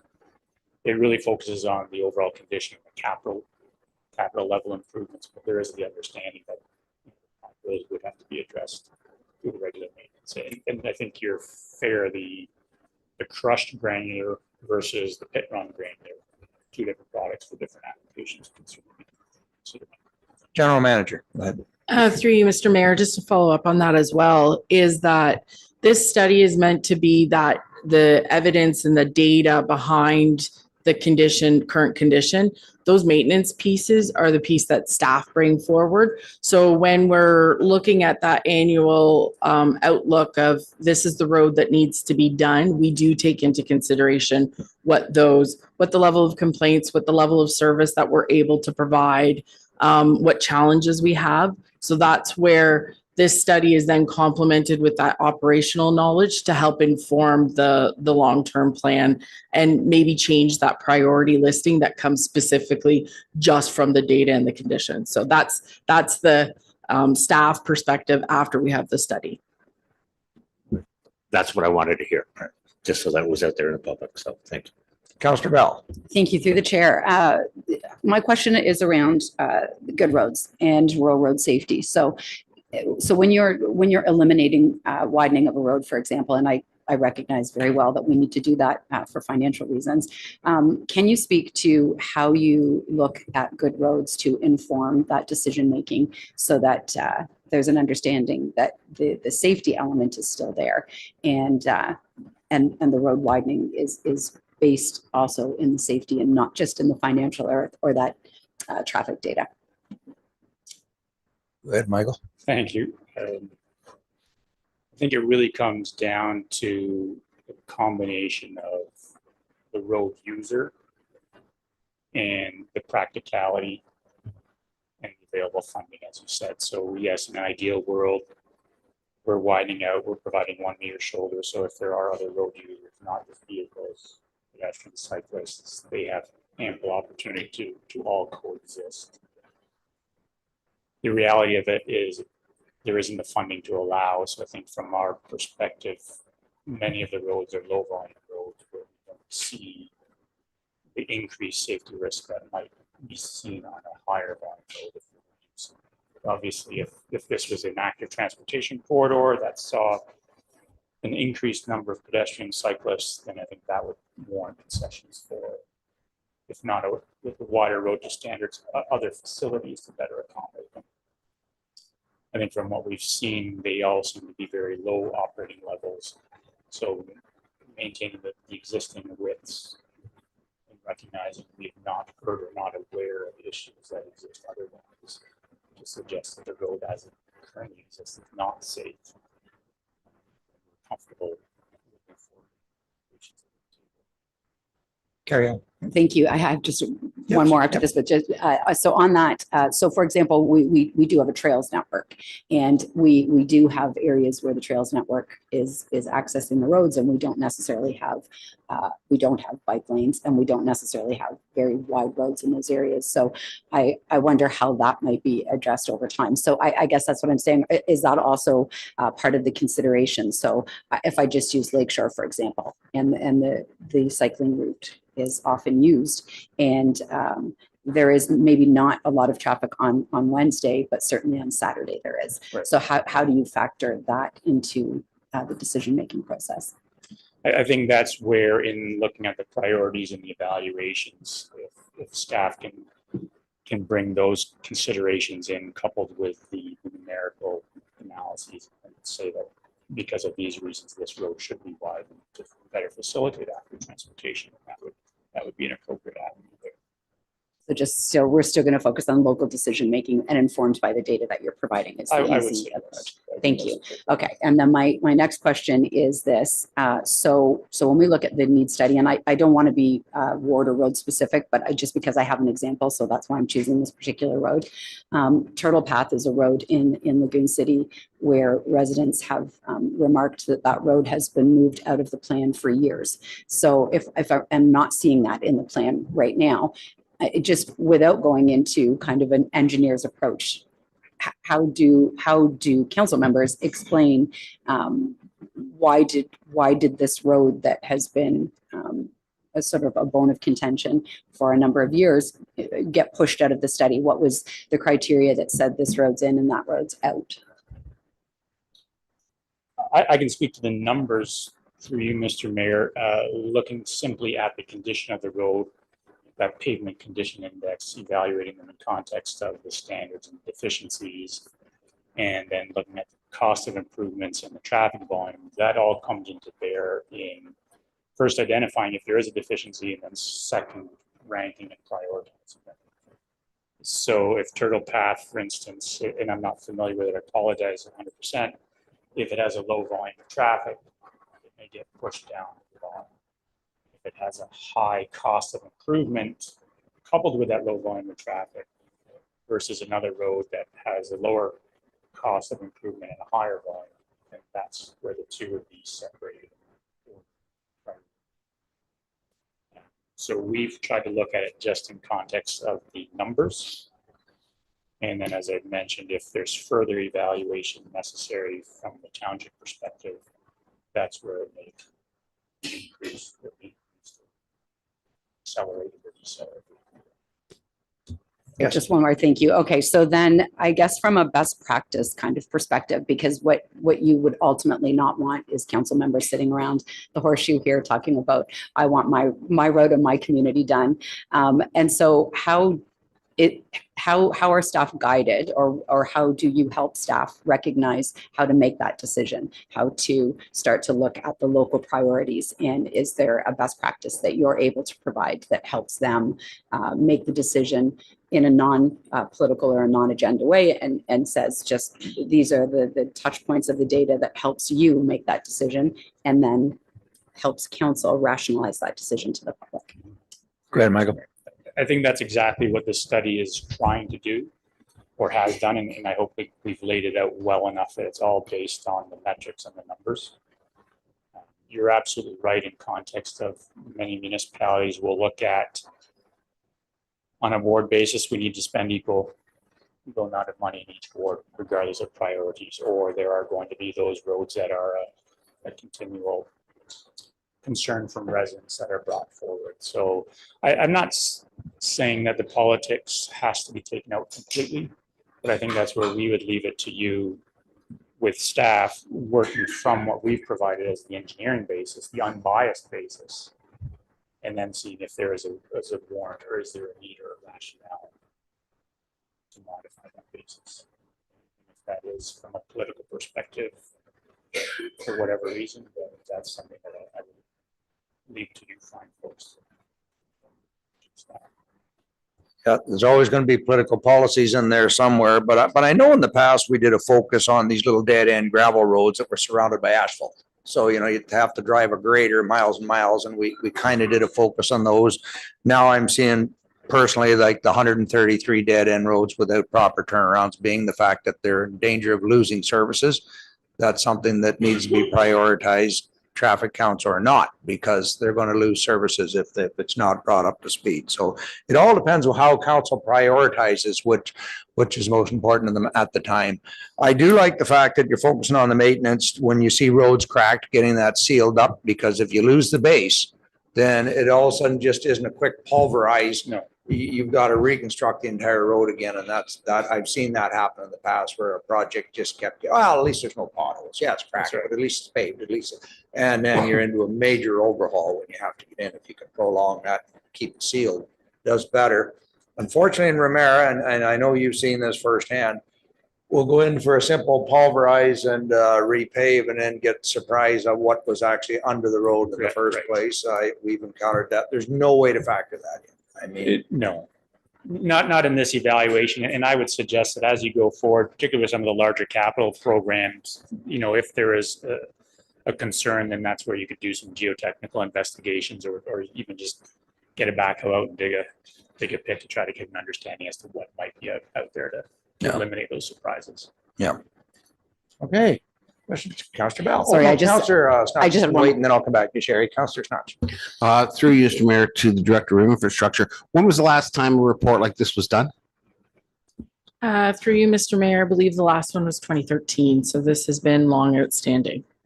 And in reviewing the 2013 report to this report, are there any significant things in the report that were shocking?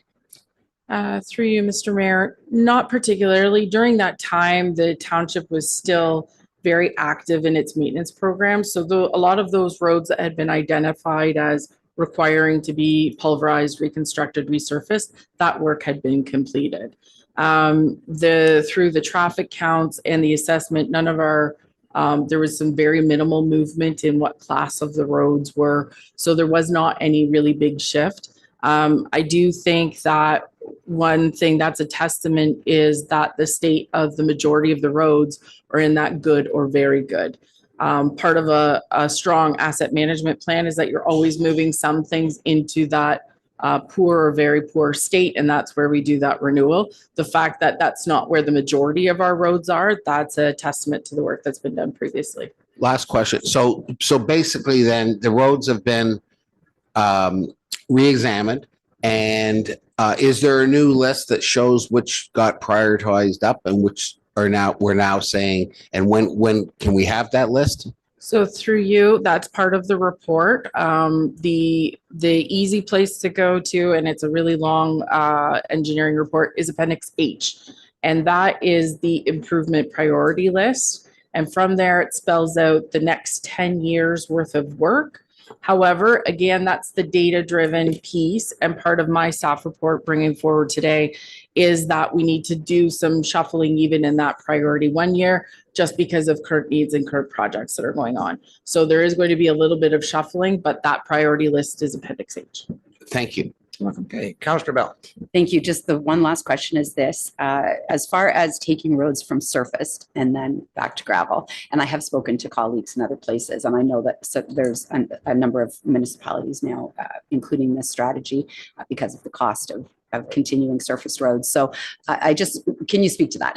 How many municipalities and how common is this practice becoming in your experience?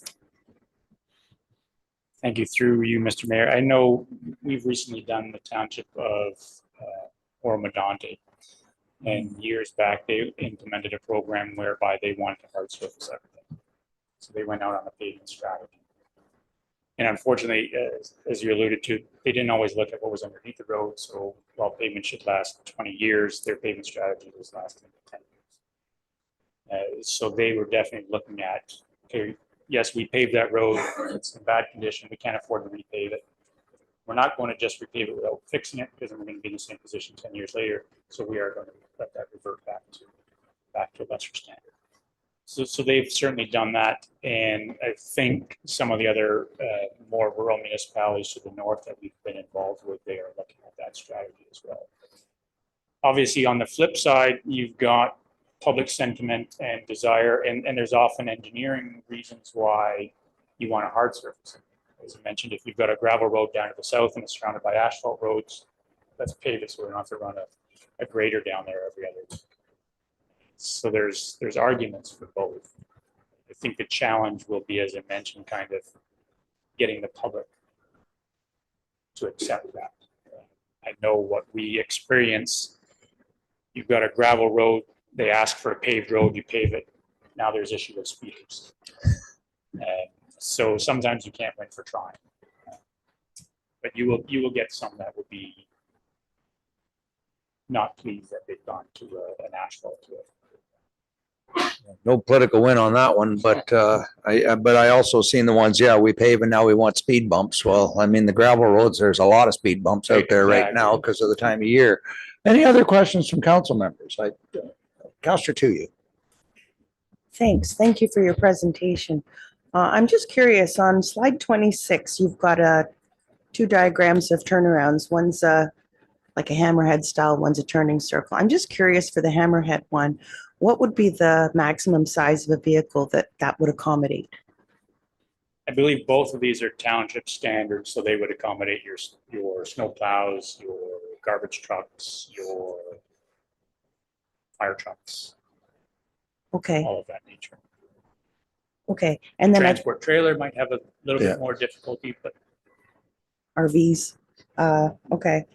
And the other question I have is for our general manager of infrastructure. And I don't know if this is getting too much into the nitty gritty of what you've got in your report in terms of priorities, but for the pulverizing and resurfacing of the first section of Creighton Street, where the residents have concerns for speeding traffic, is it possible to combine any speed mitigation measures or even a walking path or widened shoulder so that children can safely walk to the school bus stop, which is, to my understanding, by the park? Or are we just addressing which roads at this time? General manager. Through you, Mr. Mayor, this is a straight resurfacing of that street there. If that's council's direction, then we would probably need a larger budgetary commitment in order to complete that work. But again, it's all possible. So, yeah. Thanks. Okay. Any other questions for the gentleman here? All right. Well, go ahead. Go ahead then. Not basically for you guys. It's going to be directed towards our director of infrastructure. We're looking at several of the roads that are consistently flooding and looking at that for the 2027 budget. I just want to bring up, I know we've had discussions, Amelia Drive, a paved road that floods in the wintertime, floods in the springtime. Is there anything that we can do before 2027 so that maybe these residents don't have to drive through a foot of ice and snow to get to their home and have garbage pickup, and they're worried about emergency services? I know we had talked before that there was, the mayor will remember this, there was a property that we wanted an easement across for drainage. And it was supposed to be tied to their, when they came in for a building permit. They've come in, got a building permit, and have started building a new house, and we haven't got any drainage easement, and that's basically right about where the flooding starts. Go ahead, So- General Manager. Through you, Mr. Mayor, the short answer is not likely in 2026. In order to look at these flood prone roads, I would like to make sure that we're investing the money in the right way. Amelia Drive is a great example of, if we were going to pursue raising that road, the geotechnical studies would need to come with that, a review of the drainage in the area so that we're making things better, not creating a problem or moving a problem further down the road. So in the interim solution, if somebody else had a great idea of something to try, that would be fine. But at this point, we don't see any of that. And it would only be, the other piece to that story is that, Chief Stong and myself discussed the roads over the water over the roads. We want the roads over the water, not the other way around. And so we're in contact always about that. The second that we feel that emergency services could not make it through or not be provided, that would be a change in that situation. We'd be doing other things. At this point, we do believe it is passable and emergency services can still access the properties. So unfortunately, at this point, the answer is no. Follow up? Even in the wintertime when it's frozen over and there's a very hard time even driving a pickup truck down through the ice and that. I know the fire trucks are bigger and ambulances got bigger tires than my truck, but. Through you, Mr. Mayor, we would definitely take a look at that when those conditions are there to see what we can do to relieve it. It's hard to come up with a solution now without seeing the actual scenario in play. Thank you. Okay, if there's no other questions, I'll get the motion on the floor and then we can pass this one, then we'll take a break. Thank you, gentlemen. My pleasure. Thank you. Through the chair, that report ID 1326 regarding road needs study and 2026 road projects be received, and that council adopt the Ramara Road Needs Study 2025 prepared by Tatham Engineering and Principal, and that council endorse the Ramara Roads Needs Study 2025 as a guiding document for the planning, prioritization, and delivery of road maintenance, rehabilitation, and renewal projects within the township.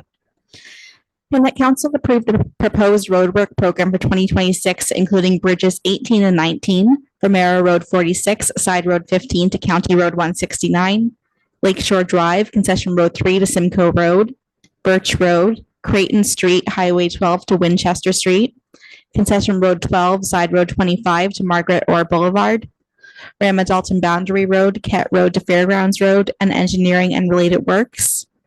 And that council directs staff to create a policy for the following principles when implementing road renewal projects. Road widening should not be undertaken unless required to address an identified operational or safety deficiency. Asphalt road renewal should generally use a single lift asphalt application where appropriate, and road surfaces shall not be downgraded, e.g. from hard surface to gravel. And that council directs staff to undertake further review and prioritization of the following initiatives and report back for council's consideration as part of the 2027 budget process. Improvements to turnaround areas on dead-end roads to support continued service delivery. Improvements to roads identified as flood prone to enhance access reliability and network resilience. Potential upgrades of gravel roads to hard surface where operational efficiencies and maintenance savings can be achieved, and enhance condition assessment of designated haul roads, including periodic geotechnical review. Okay, moved by Councillor Goff, second by Deputy Mayor. Questions or comments? Any more? All in favor? That is carried. Thank you. So why don't we take a break, folks? Yes. No, we got some folks need a break. We're gonna have to take a break at some point anyway, and so, yeah, we'll have a motion, to take a break. 11:30 long enough, or 11:35? 11:35, we'll come back. All right. Moved through by the chair. Counselor Goff, second by Counselor Bell. All right, all right.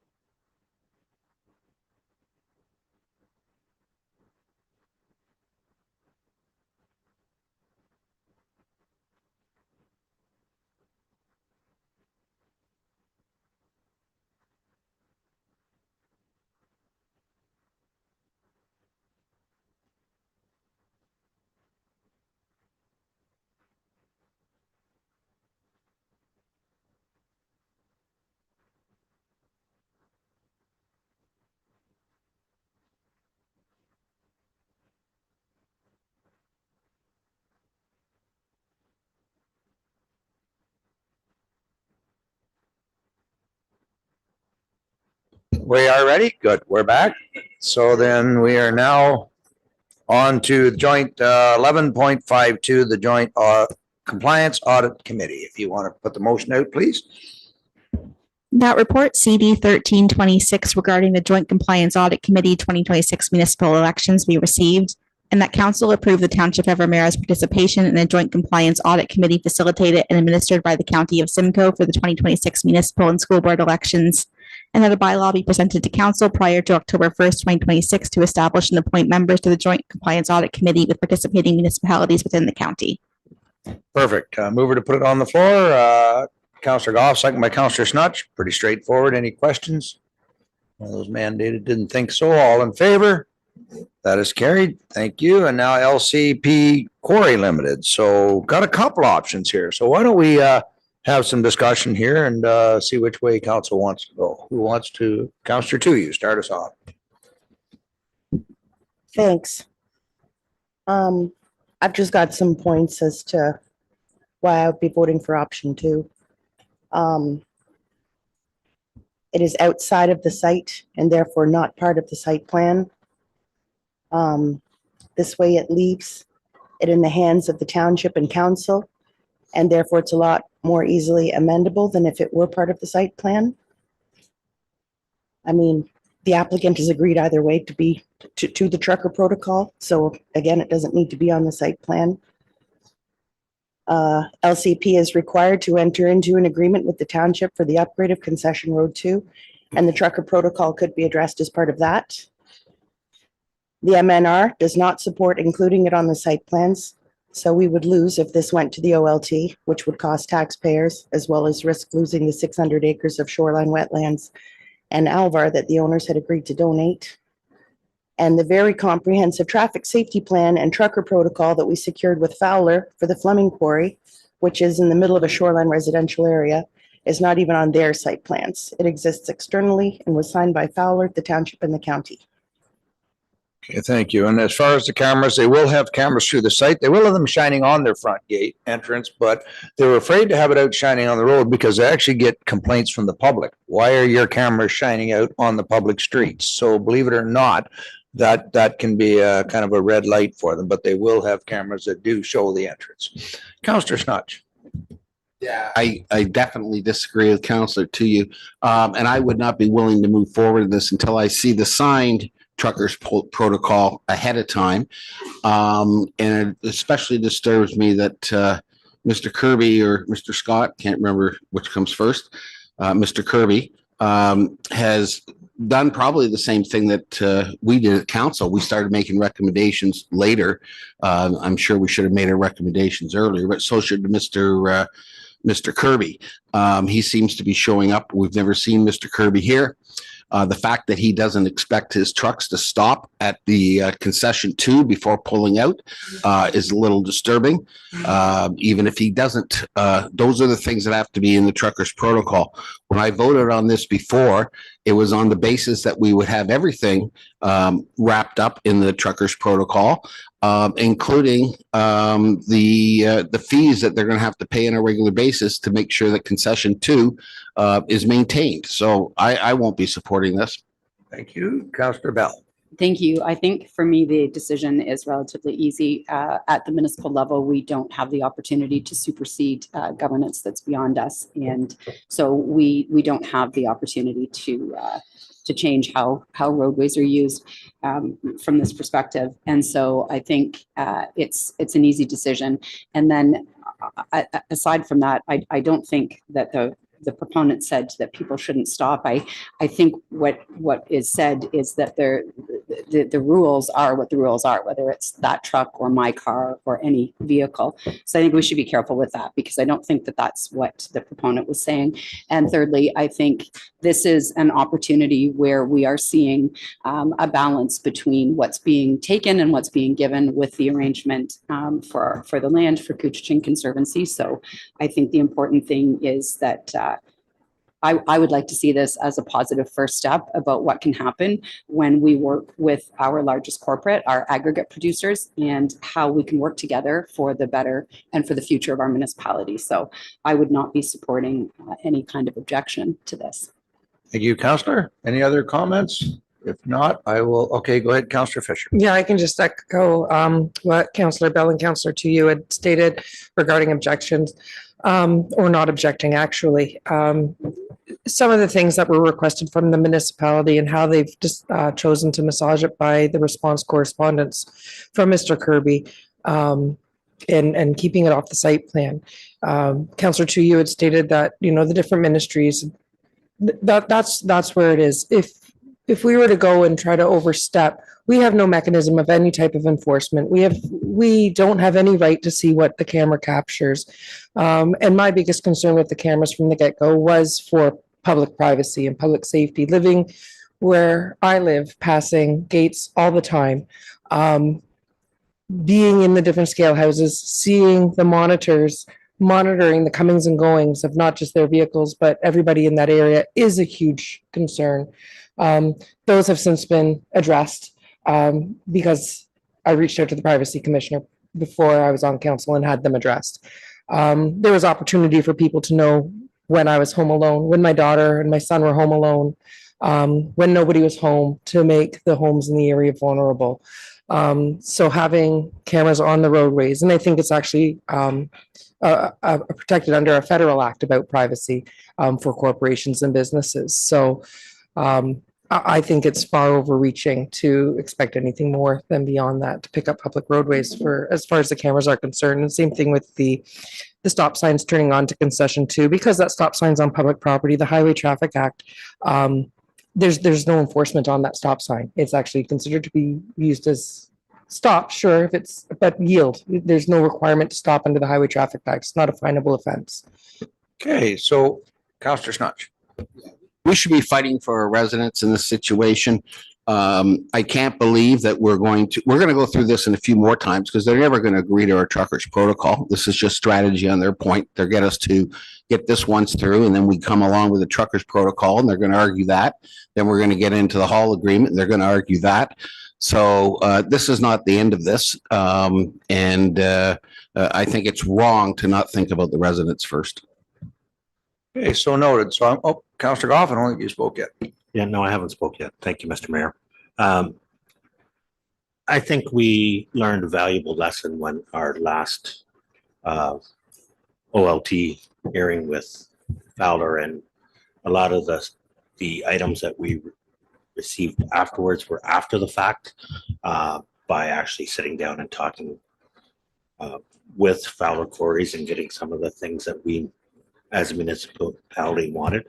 And I think that's what we have to do here, is actually work with the quarry operators and move forward that way instead of wasting taxpayers' money. Okay, Counselor Snutch, quick. So a question to Counselor Goff through the mayor. What did we receive after the OLT hearing in the Fowlers? Well, okay, very briefly, because it's a different quarry, but I think that's where we got the cameras still. Well, that these quarries want to negotiate. I don't agree they do. Well, they did. What they did. I think I'm going to call a point of privilege because it's impugning council when we continue to say that quarries are doing things. We don't have any evidence in front of us that a quarry has made a commitment to undermining the council or mistreating the residents in any way. There's no data to support that, and that impugns council. We don't get to talk about whether we like that quarries are allowed to operate in Ramara Township. There's an Aggregate Resources Act that far supersedes us, and that tells us where quarries can operate. And we don't get to talk about which businesses we like or don't like, or which business operators we like or don't like. These are legitimate businesses operating in our township. I'm actually going to rule in favor of Counselor Bell on that, and we're going to move on. And I'm going to look for the motion for option 2, and then we'll put it on the floor and have our vote. Everybody has stated where they stand, so I think it's. That report BP 1426 regarding LCP Quarry Limited site plan modifications and ARA 20-day objection form, ARA license number 626641 be received, and that council receive the proposed site plan modifications and ARA 20-day objection form for information purposes and take no further action, including not filing an objection under the Aggregate Resources Act. And that report BP 1426 be referred to the April 27th, 2026 council agenda for same-day ratification. So I assume you'll want it as a separate motion when it comes to council later today for a recorded vote, Dave? I don't need to record it. All right, but I'll have a moved by Counselor Goff, second by Counselor Fisher. All in favor? Opposed? One opposed. Thank you. Do you want it as a separate motion or is it fine to do it with, no, we'll do it with the others. Thank you.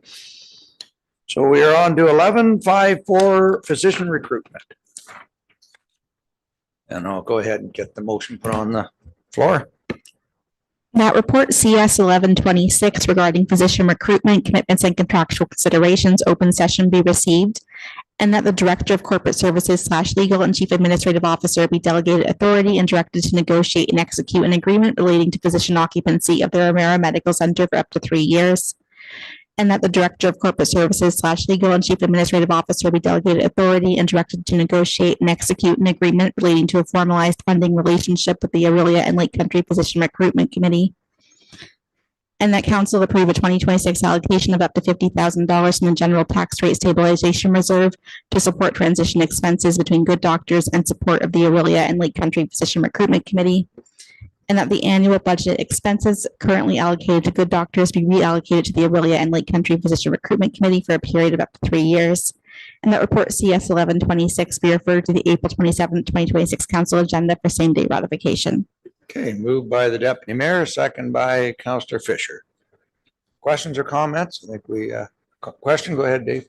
Counselor Snutch. I may be incorrect, but I thought this was 2 years before. Oh, it was I thought it was, I think it was am I 3. allowed to say the amount? Go ahead, Ryan. Through you, Mr. Mayor, there's the resolution language captures up to 3 years. It's in alignment with the Practice Ready Ontario program, which is 3 years for the physician to return to service in a community. Other than that, it's formalizing the relationship with the Aurelia and Lake Country Physician Recruitment Committee based on the information provided. This time it's one doctor. Originally, we thought we had 2. So it's Right. one- So we one had, doctor. before we had 2 doctors for 2 years, which is 2 years each. So why is this one doctor at 3 years? That's just a question. Ryan. Through you, Mr. Mayor, I think that's just based on conversations with the Kuching Ontario Health Team and the Aurelia Lake Country Physician Recruitment Committee is around there up to 3 years for the return to service timeline with respect to formalizing that relationship. Would we not be better off to have something in here that says what the maximum contribution is? Well, 3 years is what we're Well, saying. 3 years. Is that 3 Because it years at may take- 140,000 or 3 years at 50,000? Right. Through you, Mr. Mayor, Councilor Snutch, I understand your question. It's a reallocation of the funding that was committed to Good Doctors previously, which is in the approved budget. And it's a line item in that 2026 approved budget. So it's a reallocation of those expenses. And then the funding allocation that's identified in here is just for the transition costs for the township to honor its commitments, contractual commitments to Good Doctors in this year specifically, not on a go-forward basis. So a go-forward basis is a reallocation of those budgetary approved expenses. It would also depend on how fast the doctor gets based fully on certified. Based on what you just said there, the total commitment to Good Doctors, am I allowed to say the amount?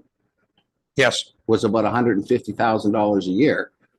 And you said for over the next 3 years, that's $450,000. I don't see where we've got a $450,000 commitment here. I thought we had a $50,000 supervision charge per doctor per year. For up to 3 years, depending on how fast OHIP accepts them as, again, these are doctors, no question about that. It's just getting recognized by OHIP is why they have to have a supervisor. Go ahead, CEO Jackson. Through your worship, that is correct. And why we haven't put the definitive amount in is because it's up to. So there's no new net dollars, for example, in 2027, meaning that what we were paying for Good Doctors is essentially what we would be paying up to that amount in 2027 and beyond. To the Director of Corporate Services point, the issue is, again, it is contingent on when the doctors write their sort of, for layman's terms, their final exam kind of thing in terms of Practice Ready Ontario. It's a process. So it is important to understand that there are no new net dollars required on an annual basis. And in fact, the hope is that it will be less than what has been paid in the past, Your Worship, but it is contingent on that timing in coordination with the Practice Ready Ontario regulations. So do you not think it's a good point to put a limit in here when what you're proposing is a $450,000 expense over 3 years? Do you not think we don't need to spend $450,000 under this new program? We need to spend $50,000 per year per supervision, per doctor. Through Your Worship, I'm not proposing $450,000. That's what's in the budget. Through you, Your Worship, there are different line items in the budget that are related specifically to good doctors. And then there are specific line items that are related to the operation of the municipally owned facility. And so when all is said and done, the municipally owned facility is sort of separate and apart from what was paid to good doctors. So certainly if anybody were to look at the line item on the budget for good doctors, it would indicate, I believe, approximately $105,000 for good doctors. And so this program, what the township is proposing is that we support the Aurelia Physician Recruitment Committee in order to enable the doctors to be located within the township. And so up to council as to whether you want to change the motion to reflect specific dollars. What staff are saying to you is that there's no further net new dollars for 2027. So I'm not sure what number you would want to put there if you want a definitive number, because it is unknown at this point, but no additional net new dollars. Right. Okay, So well, my thanks for- suggestion would be that's for a future budget. When you see what the actual cost is on next year's budget, then council can fine tune the And- numbers. Right now, we have a budget line that we want to divert over to this program. The 3 years is our commitment to the doctor that if it takes up to 3 years, we're not going to bail on them 2 years in, or else you wouldn't be able to get them to sign the contract. They need to know that we're with them through this whole process until they're certified. Okay, I'll move on to my next question. My next question is, what happens if we pay out the $50,000 and for whatever reason, this doctor is not allowed to continue through to health or whatever in 3 months? Do we get a partial refund back of that $50,000? We wouldn't have the supervised cost if we don't have the doctor. Is it per correct me month if or I'm is it per wrong. year? Ryan, go ahead.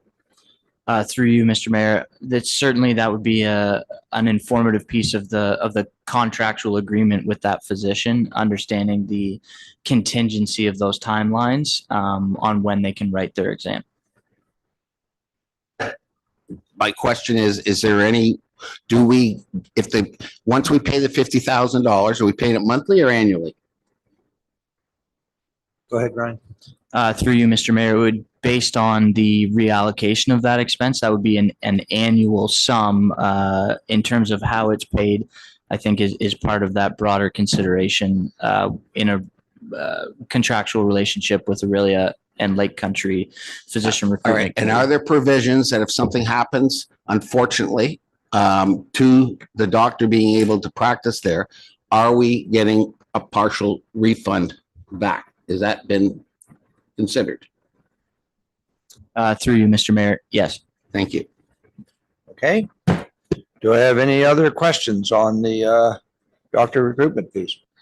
I had a mover and a seconder, I believe. All in favor? Opposed, if any? That is carried. Next, I'm on to to rise from committee of the whole and reconvene as council. Look for the motion.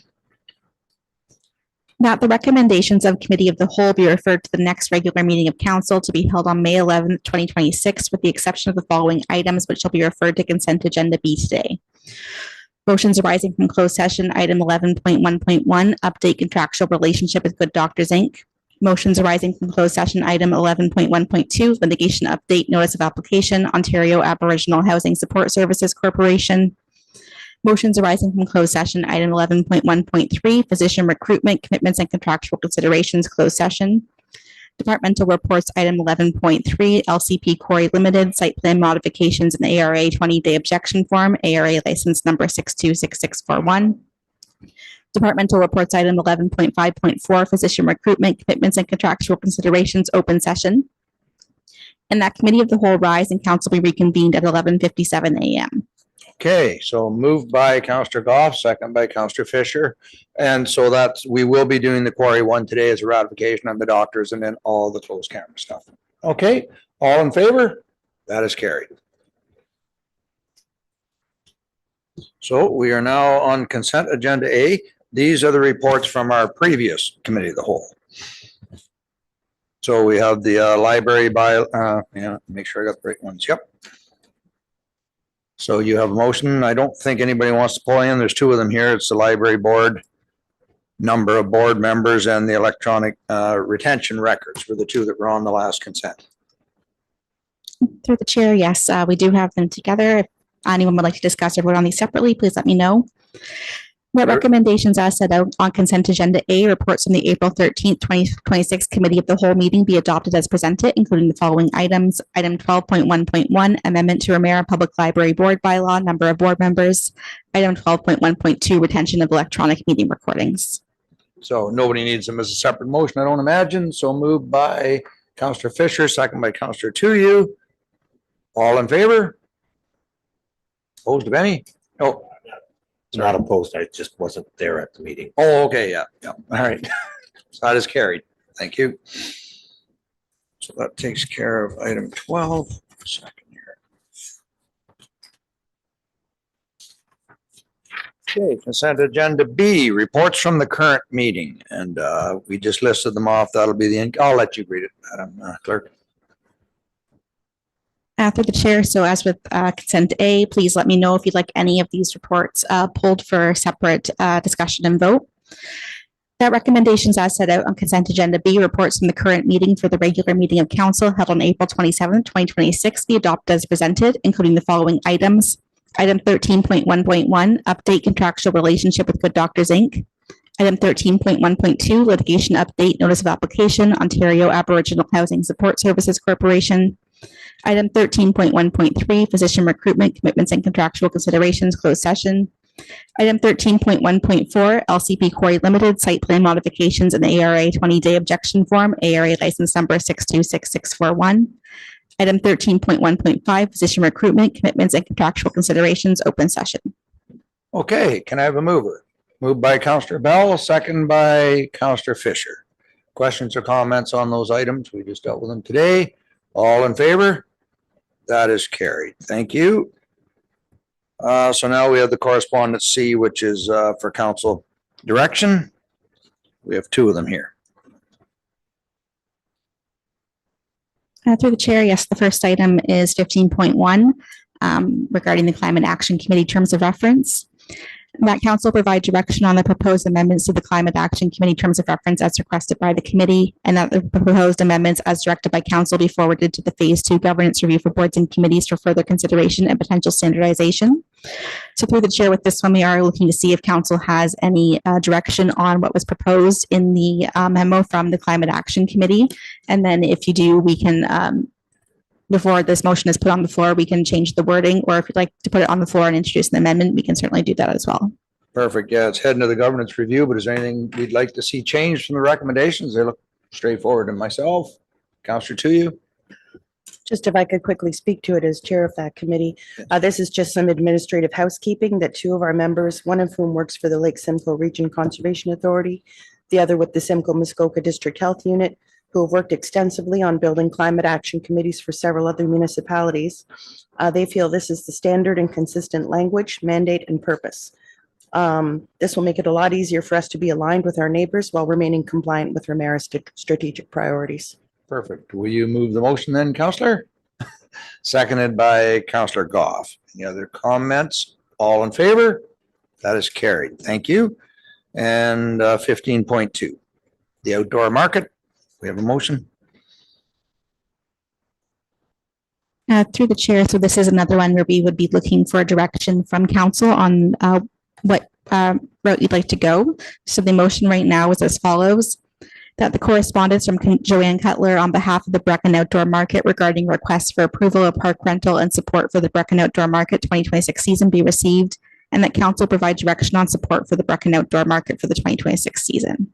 Can I have a move by Counselor Goff, second by Counselor Fisher? Any questions? Go ahead, Counselor Goff. Yeah, I know last year when Mrs. Cutler came here and asked about us supporting the outdoor market, we donated or granted $1,000 towards insurance costs. And that $1,000 only, I think, covered half the dates that they wanted to have their market.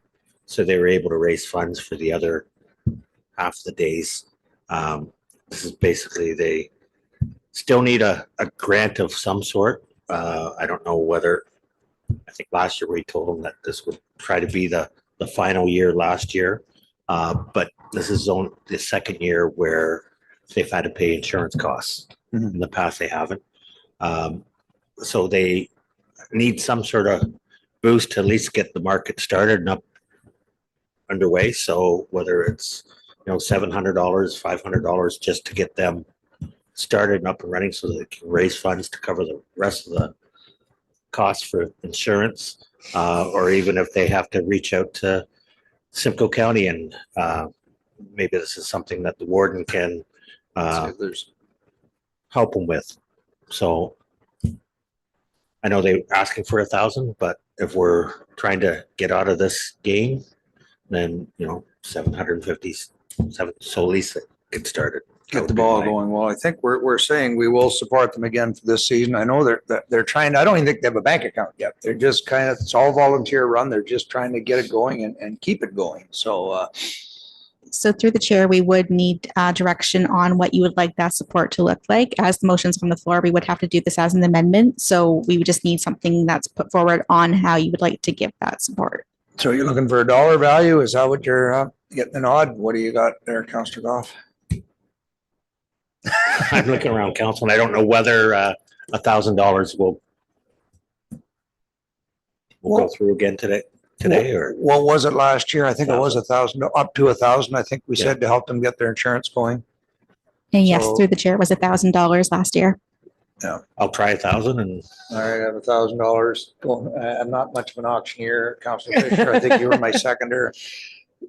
Because the money that they're asking for, I don't want to say just $1,000 because $1,000 is a lot of money, but if we're going to nickel and dime between $750 and $1,000, I'd be okay to support the $1,000. The $250, when you look at it over the broader tax base of the township, is it's pennies probably per resident, maybe 50 cents for the year on their taxes. All right. We're in a prime location for a farmer's market. I really hope they can get the numbers up and get it going. Deputy Mayor, did you have your hand up? Yeah, I'm okay with supporting it this year, but I think they do have to come back with a strong plan in order to continue on. We can't continue supporting that in the future. They do have to make a really strong plan for future years to come through with that.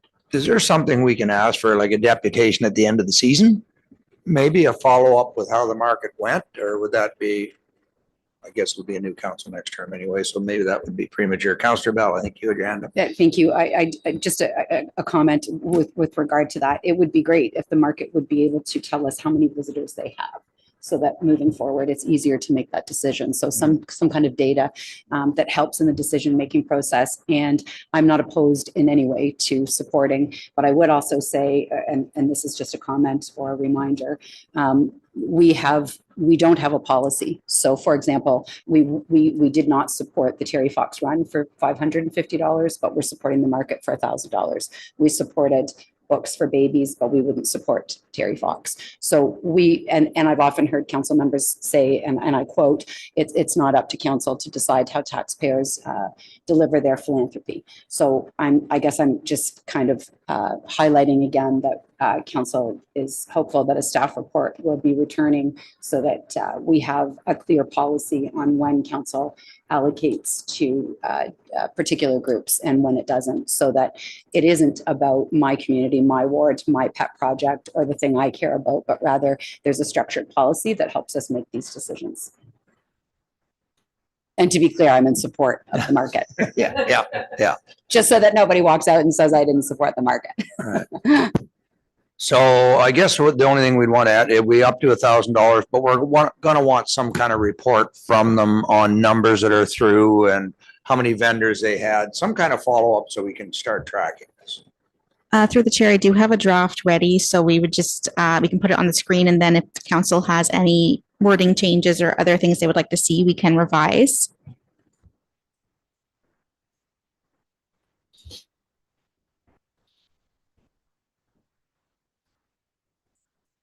So the current draft is as follows, that the motion before council be amended as follows. Replace the second clause with "and that council provide funding support of $1,000 to the Brecken Outdoor Market for the 2026 season." And add, "and that the Brecken Outdoor Market be requested to provide a report to council at the end of the 2026 season on the outcome of the season, including attendance and number of vendors." Okay, can I have a seconder for that? Counselor Fisher? All in favor? That is carried. Yes?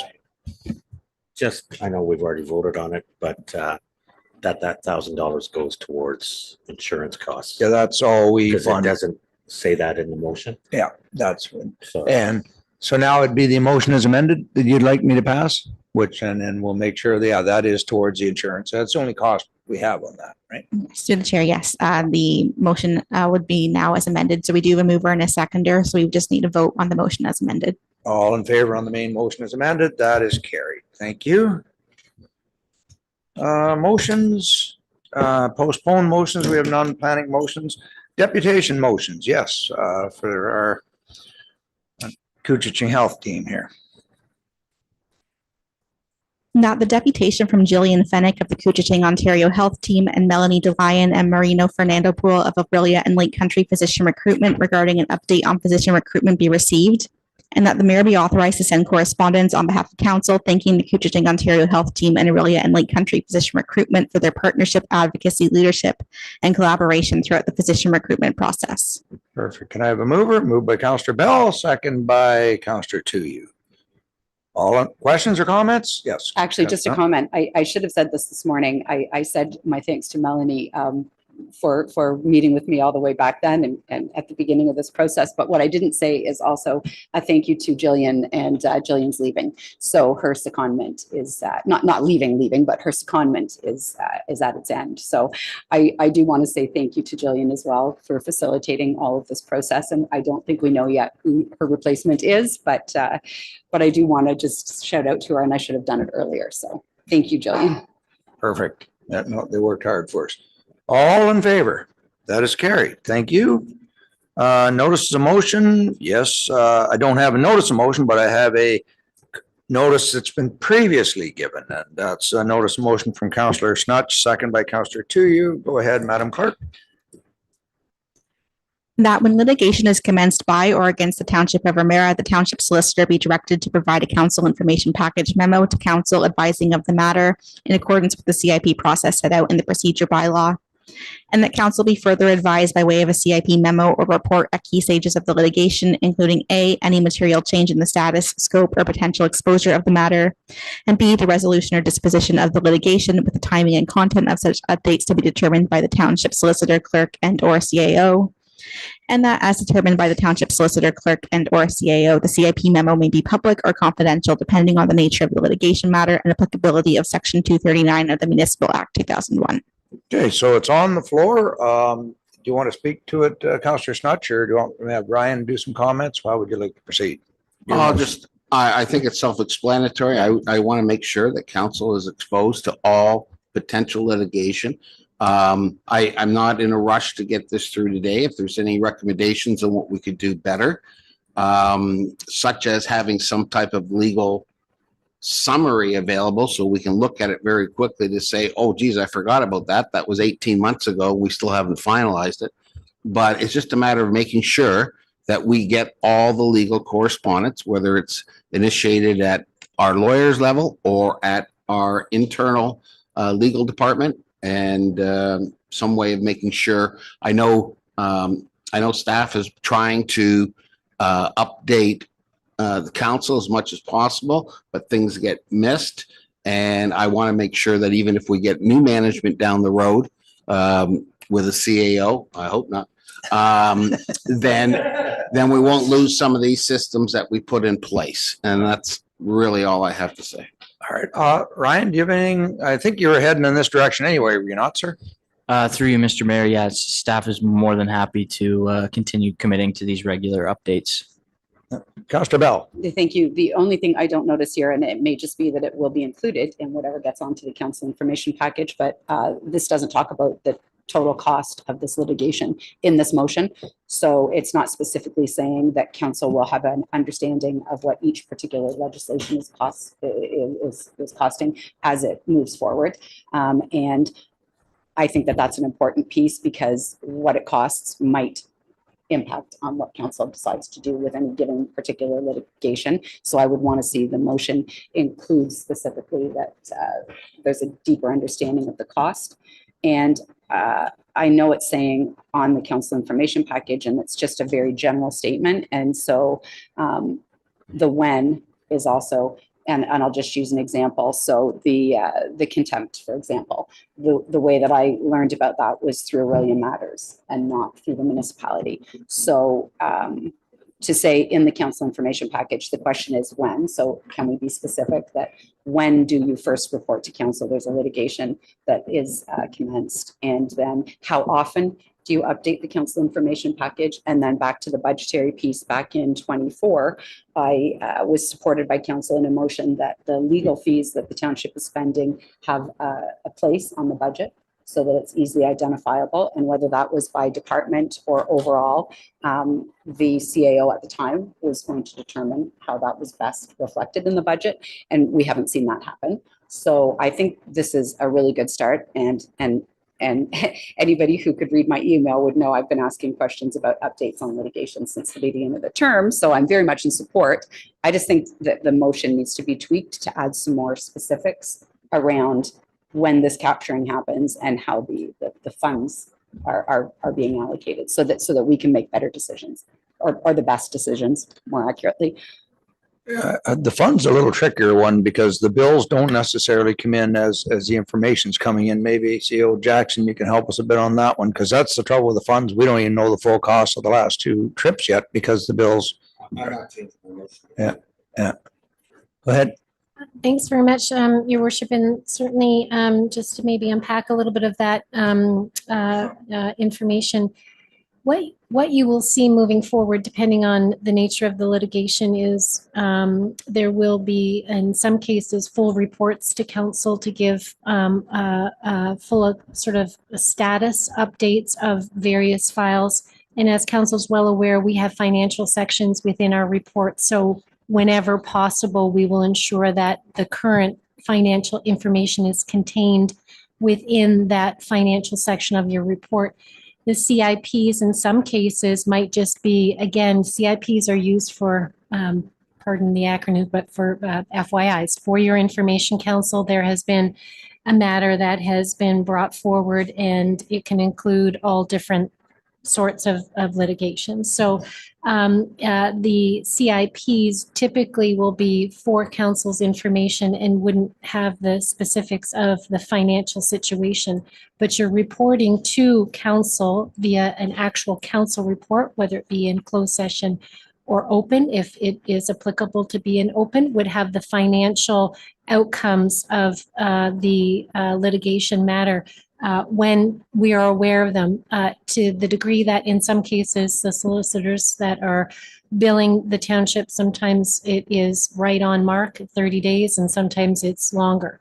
And so the other piece to that, Your Worship, I think that's important to know is through your budget process, you do have line items that are identified specifically related to legal in each of the departments. Moving forward, one of the things that Mr. Mattson has certainly taken over is the overall legal portfolio for the municipality in terms of the costing. So at this point in time, for example, Mrs. Pye would have a line item in her budget related to legal that now is all managed under Mr. Mattson, so that corporately we fully understand where the financials are with respect to all legal matters. And so this motion is certainly welcome. We are more than happy as an administration to ensure that council is well aware. and ensuring that you have the current information. Well, a lot of times the financial is confidential until such time as the case is over. And then, of course, that like I think back at the Fowlers, when we were at the OLT with the Fowlers, we would, we'd have our meeting. Okay, what are our costs so far? What are our projected costs? That information is brought as we're discussing to carry on or not. You always have those projected costs. But again, a lot of them are projections because until it's actually over and done, you don't have the final billing, right? Like how much is this expert going to cost us? How much is that? We had those discussions all through that process to try and keep a tally on. And it weighs on the decision too. Sometimes you're right, Councillor Bell, you have to look at the costs. Is it worth going down this road or do you just pull up and stop? So, but I don't see where we'd put that on a CIP. That would be coming into the discussion. Each time council has to make a decision on whether to proceed or whether to stop is what I'm hearing, is when we would get those closest numbers we could. Any other comments on the motion? All in favor? Opposed of any? That was carried. Thank you. Inquiry motions. Yes, I do have one. Again, moved by Deputy Mayor Bell, second by Councillor Snodge. That in order to support informed council decision-making and long-term financial and governance sustainability, the Chief Administrative Officer, CAO, be directed to prepare and present a report assessing the feasibility, scope, timing, and anticipated costs associated with undertaking the following reviews and obtaining any required third-party professional reports.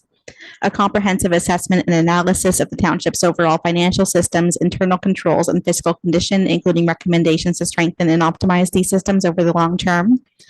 A comprehensive financial review of the township's water and wastewater operations, including analysis of funding, sustainability, long-term obligations, and recommendations to support long-term financial viability and affordability for users. And an evaluation of the legal and governance framework for the township's relationship with the Lagoon City Parks and Waterways Commission, including the effectiveness of the current operating model and feasibility, implications, and risks of alternative governance or service delivery structures informed by applicable legislation and legal advice.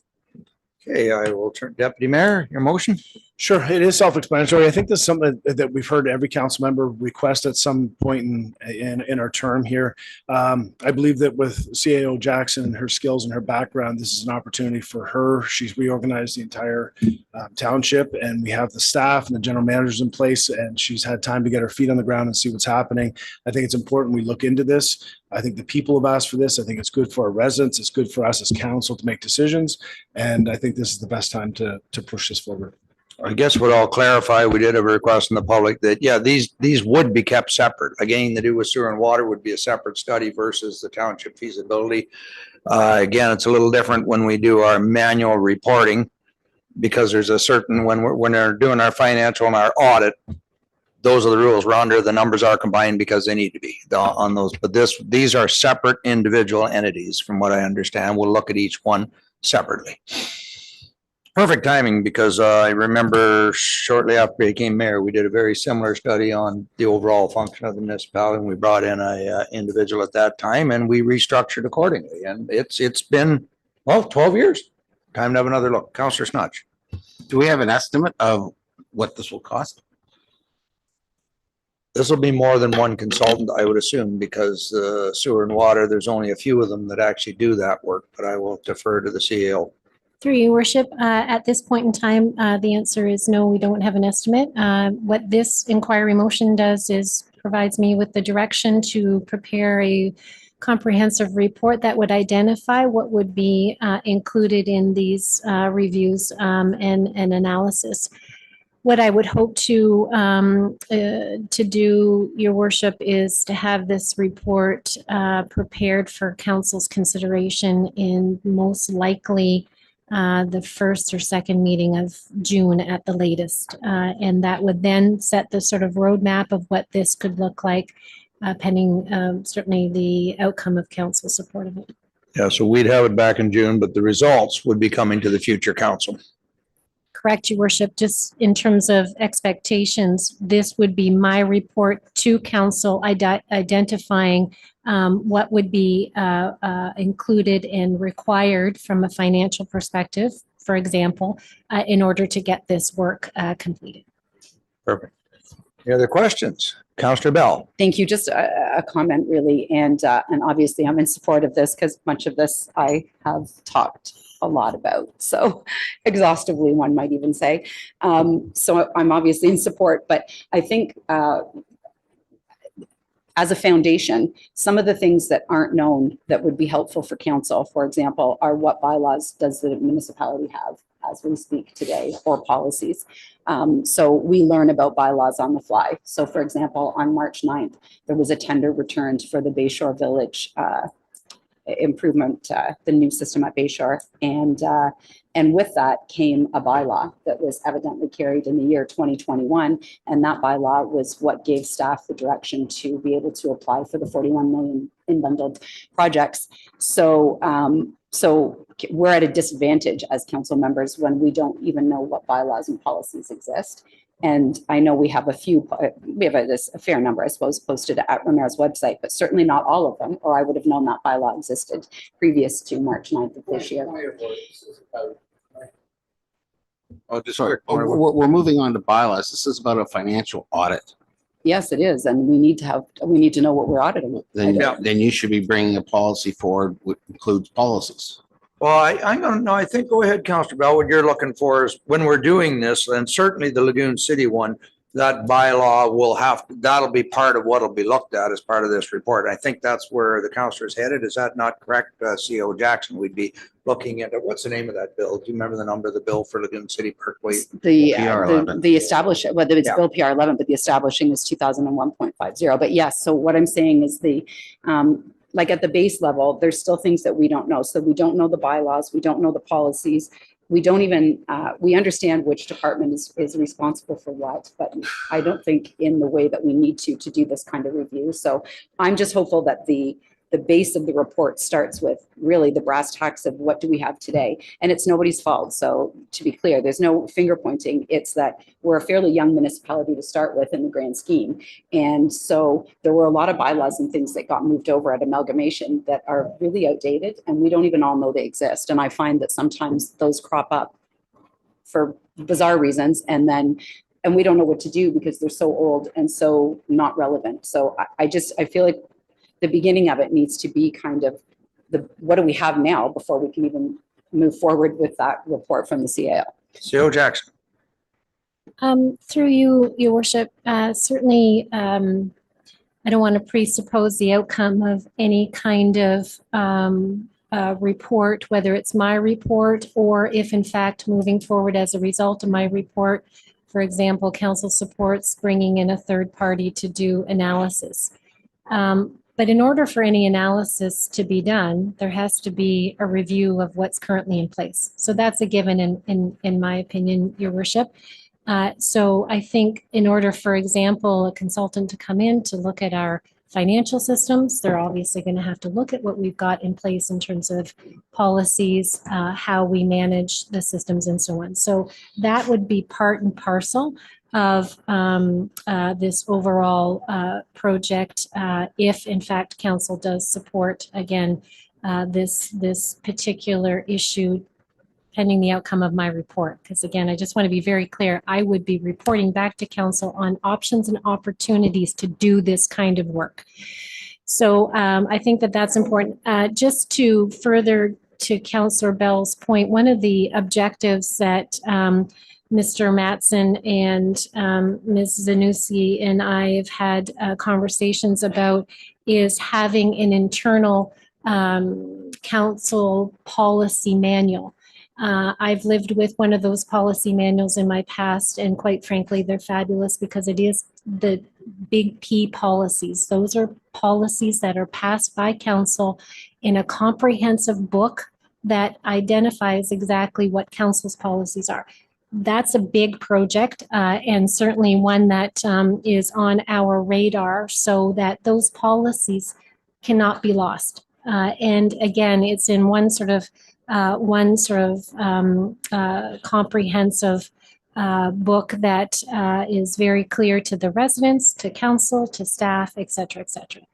That is a separate project than what we're talking about here in terms of the overall request for my report.